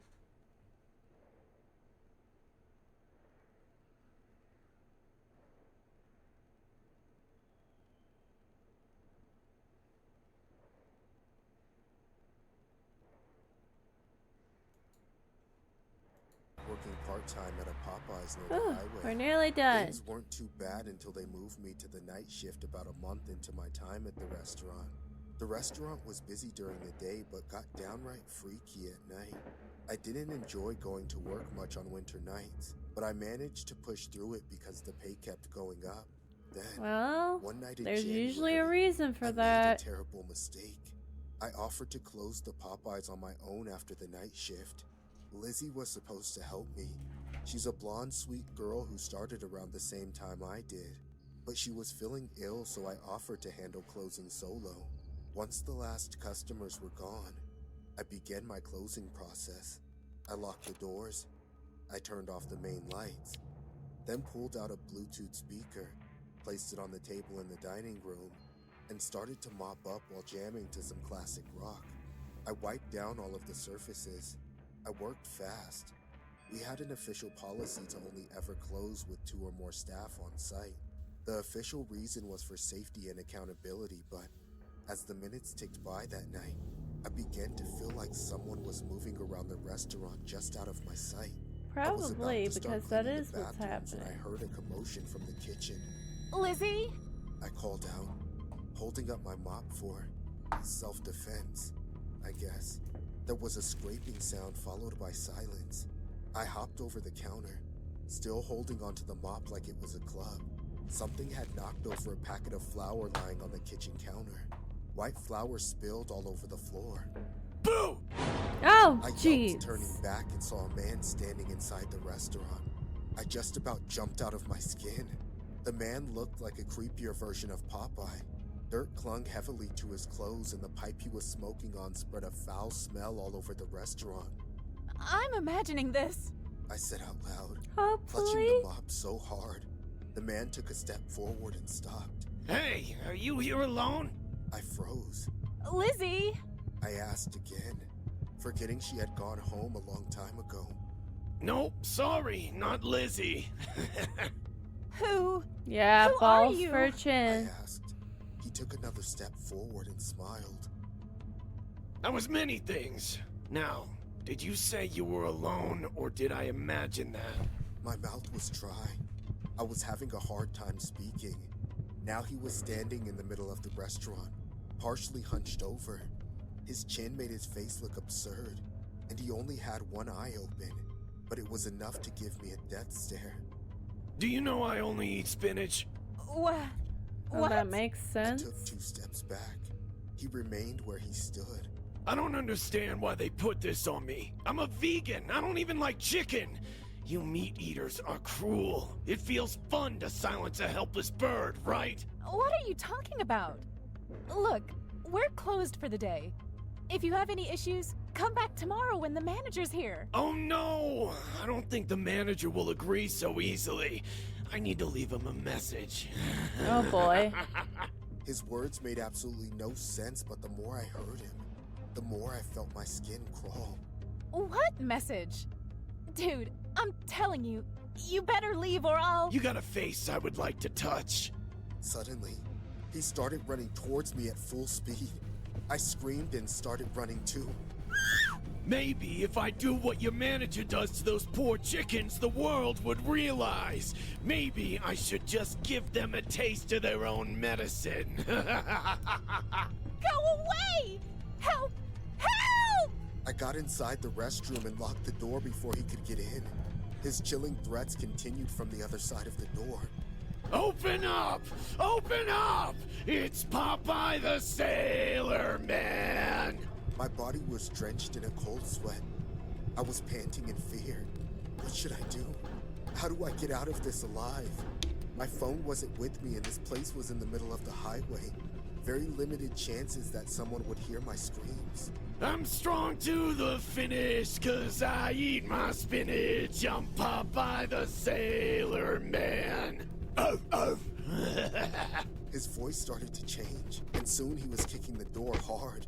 Don't try my patience, lady. The more you make me wait, the more damage I'll do to you. Open the darn door! Please! Just Jesus. go away! Leave me alone! But he didn't. Soon the door started to give in. His kicks were so strong. I knew I wouldn't be safe for long and it was time to get out and run. I climbed up the bathroom vent and with great difficulty squeezed myself through it. I was already halfway from getting out through that small space when I heard the door break. Also, I highly So the doubt little birdie Popeye tries to only run. eats I began spinach. to move my body quickly. I was almost out when he grabbed my feet. His ironclad grasp gave me bruises. But thank God, I wore my heels that day. I poked his big eye with my other stiletto, Ah! My eye! My eye! and he let go of me. As soon as I made it onto the ground, I took my shoes off and started running towards my scooter parked in the driveway. Luckily, I always kept my keys in my jean pocket. It took me about 5 to 7 seconds to start the engine, but it felt like hours in panic. When I was driving away at full speed, I saw the man coming out of the restaurant. He chased me, but I drove too fast. Good. That was the last time I stepped foot in Popeyes. I quit the next morning, calling my manager to make sure that she knew it was my fault the place wasn't properly closed. Slow's working at Popeyes. Yeah. Though I did beg her to find somewhere else to work. She promised she'd think about it. I don't leave my apartment much these days. I'm able to work from home and I get all of my food delivered. The rare times I step outside for a walk, well, I walk fast. Maybe it's my imagination, but sometimes I feel like something is out there looking for me just out of sight. When I sleep, which is rare these days, I dream of that crazy Popeye man who called himself a true vegan and came to set an example for the non-vegetarian people by doing God knows what to me. Popeye. Yep. I grew up in a foster home after my parents passed away at a young age. Oh, that's I suffered sad. from anxiety since then, and needless to say, foster care doubled it up. When I was 9 Yeah, years makes old, I sense. was sent to a new foster home. The house was in a sketchy neighborhood, and it was run by a woman named Zelda. She was pretty mean and made us kids do all the chores. Apart from me, she had 3 more kids who were also boys. We lived opposite of a bizarre middle-aged man who always behaved weirdly in the presence of children. He Oh, wore boy. trousers with suspenders and no shirts on, ever. We all shared one bathroom with 2 bunk beds, and whenever we slid open the curtain, we always saw him sitting on his balcony holding binoculars over his eyes. He would watch over us all the time, making it Creep. excessively creepy. Now, Zelda worked a day job, but even then she couldn't make ends meet. This made her try out new ways to earn extra cash now and then. Zelda never cared about risks. All she cared about was the money. One day, waking up, I heard Zelda talking to someone.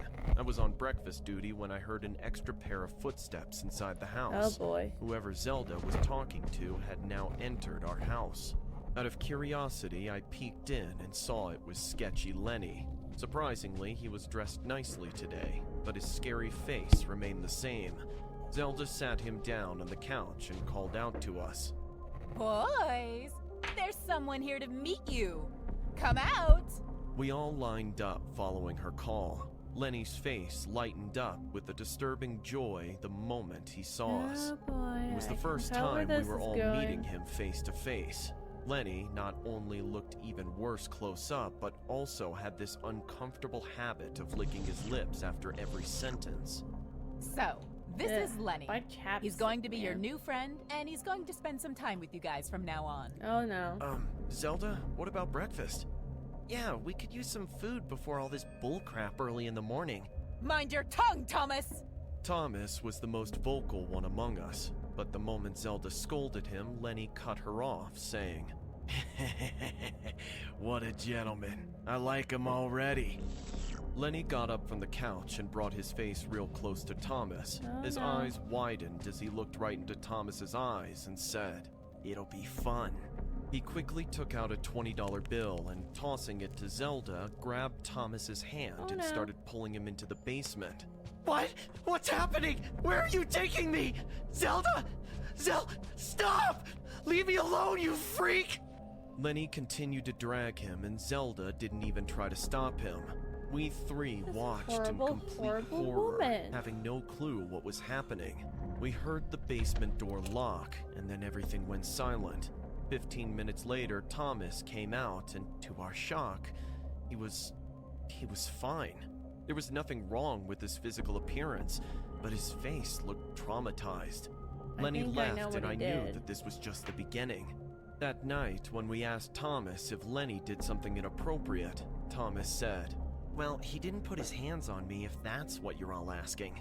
"Then what happened? Don't lie to us, you look super pale, dude." Thomas said that after Lenny made him sit on the mattress, he asked him to take off his shoes, revealing his bare feet. After Oh, he's that, that Lenny kind went of on person. taking several snaps of Thomas's feet on his smartphone, and then left. He took pictures of your feet? What a sick psycho! 2 days later, Lenny arrived once again. This time, he had 4 cheese corn dogs in his hands. Again, he tossed a $20 bill to Zelda and made us all stand in line. One by one, he handed us the corn dogs and asked us to eat them. Enjoy them, kids. Uncle Lenny loves corn dogs too. As awkward and uncomfortable as it was, we had no other choice than to follow his instructions. While we 4 boys ate corn dogs, Lenny watched us like a hawk. He licked his lips 1,000 times and smirked in between. When he left, I took a long shower to wash off his eyes from me. That night, I talked to Zelda. When is Lenny gonna stop coming here? Well, this isn't your house, so you don't get to decide. Now go to your room. Feel lucky that he only pays to watch you guys. We couldn't go to the cops because there was no physical injury to report, and if we went away, we knew Zelda would make our lives a living hell once the cops left. So, we tolerated the freak for a few more months. One day, I was cutting the grass in the backyard when I saw Lenny talking to a little boy down the sidewalk. The boy was younger than me and looked lost. Lenny's predatory smile didn't escape my eyes. Within the next 2 seconds, Lenny was holding the kid's hand and taking him into his apartment. I was pretty sure what had happened. He tricked the naive child, claiming to offer him help, but I knew what his true intentions were. This seemed like the perfect opportunity to me. I rushed inside the house and told my other brothers. Thank God Zelda was out grocery shopping. We immediately called 911 and told them about Lenny and this little kid. In the next 5 minutes, cop cars flooded the street outside. It turned out that the little kid was the grandkid of the retired town mayor, and he had been separated from his parents on his way to the park. Somehow, he ended up near our house and thus bumped into Lenny. When the cops knocked on Lenny's door and asked him about the child, the freak straight away denied seeing any kid. Their suspicion only grew stronger and they barged into his house. The little kid was lying on the couch with his socks and shoes removed and the first few buttons of his shirt opened. The kid said Lenny was helping him to be comfortable until his parents arrived. I hope no one ever tells him what the freak really had in mind for him. Long story short, Lenny was arrested, and because the kid was the son of a powerful family, sketchy Lenny is still rotting in jail. Having parents and family is the biggest strength in the world, and who can vouch for it better than a foster kid? Poor kid. My name is Dina, and I'm a huge horror fan. Well, at least I used to be. To be honest, all my love for the genre disappeared in one night. You see, that night, I was alone in my house. I had just moved in and still had a lot of unpacked boxes. It was a Saturday night and I thought I would spend the evening watching a horror movie. But before I could choose... Before we continue with this one, I'm pretty sure we all know what that creepo was gonna do with that poor kid, right?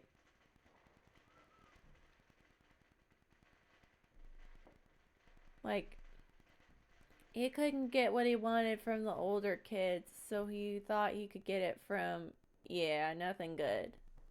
Especially with his shirt being undone as well, I feel like something really bad would have happened. So let's just be happy he didn't get the chance to do anything. Who's one? I got a call. Hello, Dina. Do you like horror movies? Do you like scary movies? Really? What's wrong, my friend? First of all, you're not intimidating at all. Second, do you really want to scare me by imitating Scream? There are literal parodies of that movie. You should have more respect for someone who knows where you live, Dina. Mr. Psycho, I regret to inform you that we are now in the 21st century. I would be disappointed if you didn't even know my birthday. I'm gonna keep looking for a movie. You're better off trying to scare a boomer. Bye-bye. Once I cut him off, I laughed a little under my breath. I've gotta admit it didn't scare me, but it did entertain me. What I didn't know was that my fun was about to end. Suddenly, a stone smashed against my glass.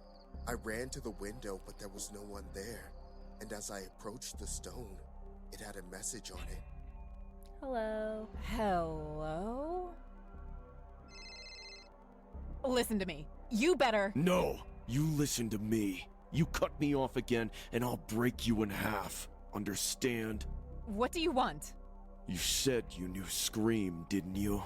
You know what I want. Fame. Well, you're looking for it with the wrong person. Get out of here. I'll call the police. Do you think I'll give you time to do that? Where are you? Watching you, Dina. Watching you walk nervously in that blue t-shirt. Hearing this, my first instinct was to run as far as I could. I headed towards my room, but the man's voice stopped me. Are you sure about that? He might be there. Suddenly, I stopped. Was he telling me not to go? Or maybe he's telling the truth and he's really there. I decided to ignore my room and go upstairs. I went into the guest room and hid. The place was full of boxes. Darkness surrounded the whole area and it was impossible to see anyone.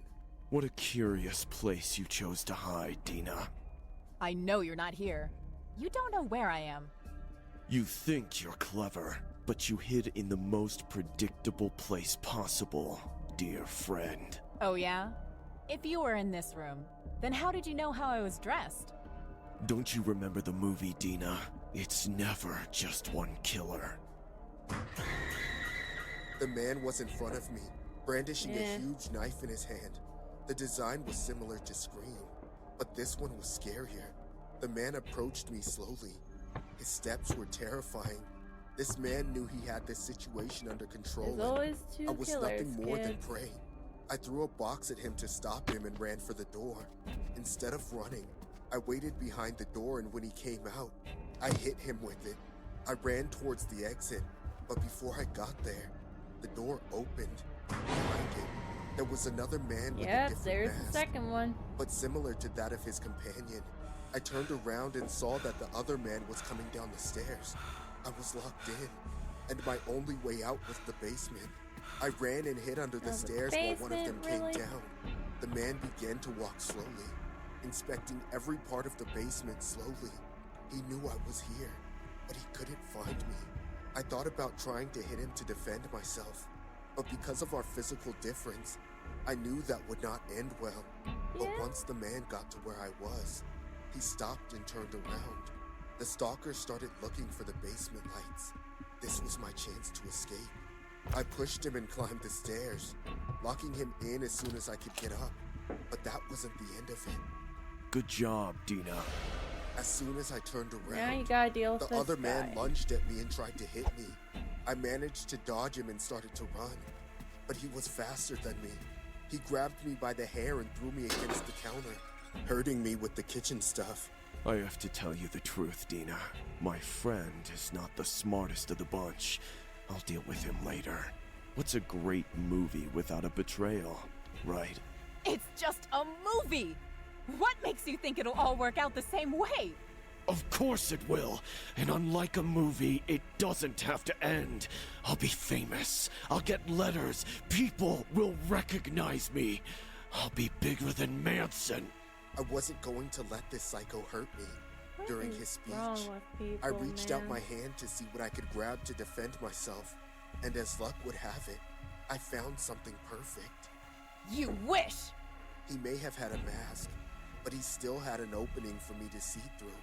I poured oil spray through this opening, and as I expected, the man went berserk, swinging his knife sporadically. I don't know what unable to oil hit in your anyone. eyes would do, but I it rammed him can't as be hard as I good. could, and while he was on the floor, I ran for the exit. On the way, the basement door gave way and the other man started chasing me from behind. But this chase didn't last long. A police cruiser was Oh, outside my boy. house. As soon as they saw the man chasing me, the officers stopped him. I was finally safe. I warned them that the other criminal was inside the house, but they couldn't find him. He had escaped through the back door, but he didn't get far, as his partner ratted him out. Both of these guys were old neighbors, and they really had intended to murder me. They were both convicted of attempted What murder, and by the losers. time they got out, I'll be prepared if I have to deal with them again. That was the last day I watched a horror movie. I admit that I've tried to watch them, but I find it impossible. Every time I do, I remember those two psychopaths trying to kill me. They may not have made it big, but for what they did to me that night, I will remember them forever. If you ever notice your boss acting strange, don't ignore it. Don't pretend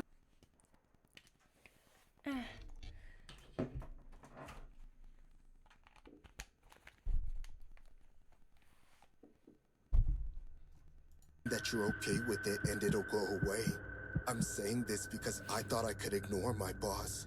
And what happened was bad enough that I'm in therapy for it. It happened a week ago. I'm a pizza delivery driver, and every night is the same. I clock in and make a few deliveries throughout the night.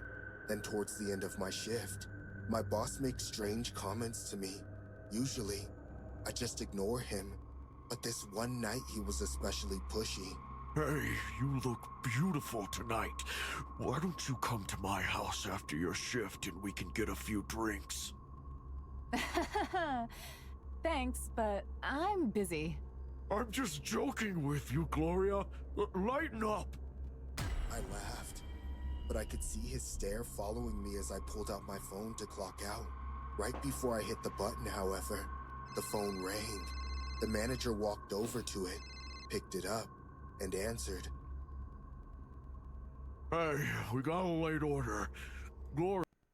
Have we watched this one too, or no? It seems familiar, but I might have watched it on my own time. No. Gloria, why don't you take it? I sighed and reluctantly agreed. Oh. The address was a little ways away in a well-to-do neighborhood, but I had no idea what kind of horror awaited me there. I knocked on the door and a woman answered. Oh, the pizza is already here. I'm so sorry. Come in while I get my wallet. Yeah, okay.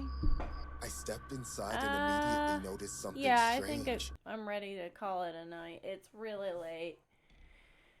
We're almost done with this, so we should be able to absolutely finish it by next Saturday.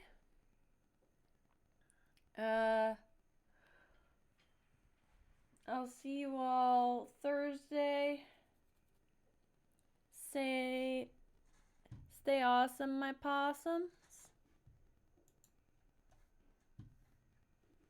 It's been fun hanging out. You'll pick a shorter one? Yeah. Wait. Good night. Night.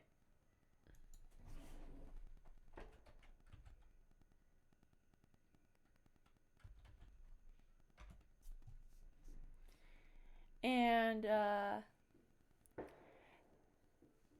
don't forget, if you liked my video, to like, share, and subscribe. Thanks for hanging out. I gotta go play Possum till next time. Come view on the same Possum channel, same Possum time. Peace.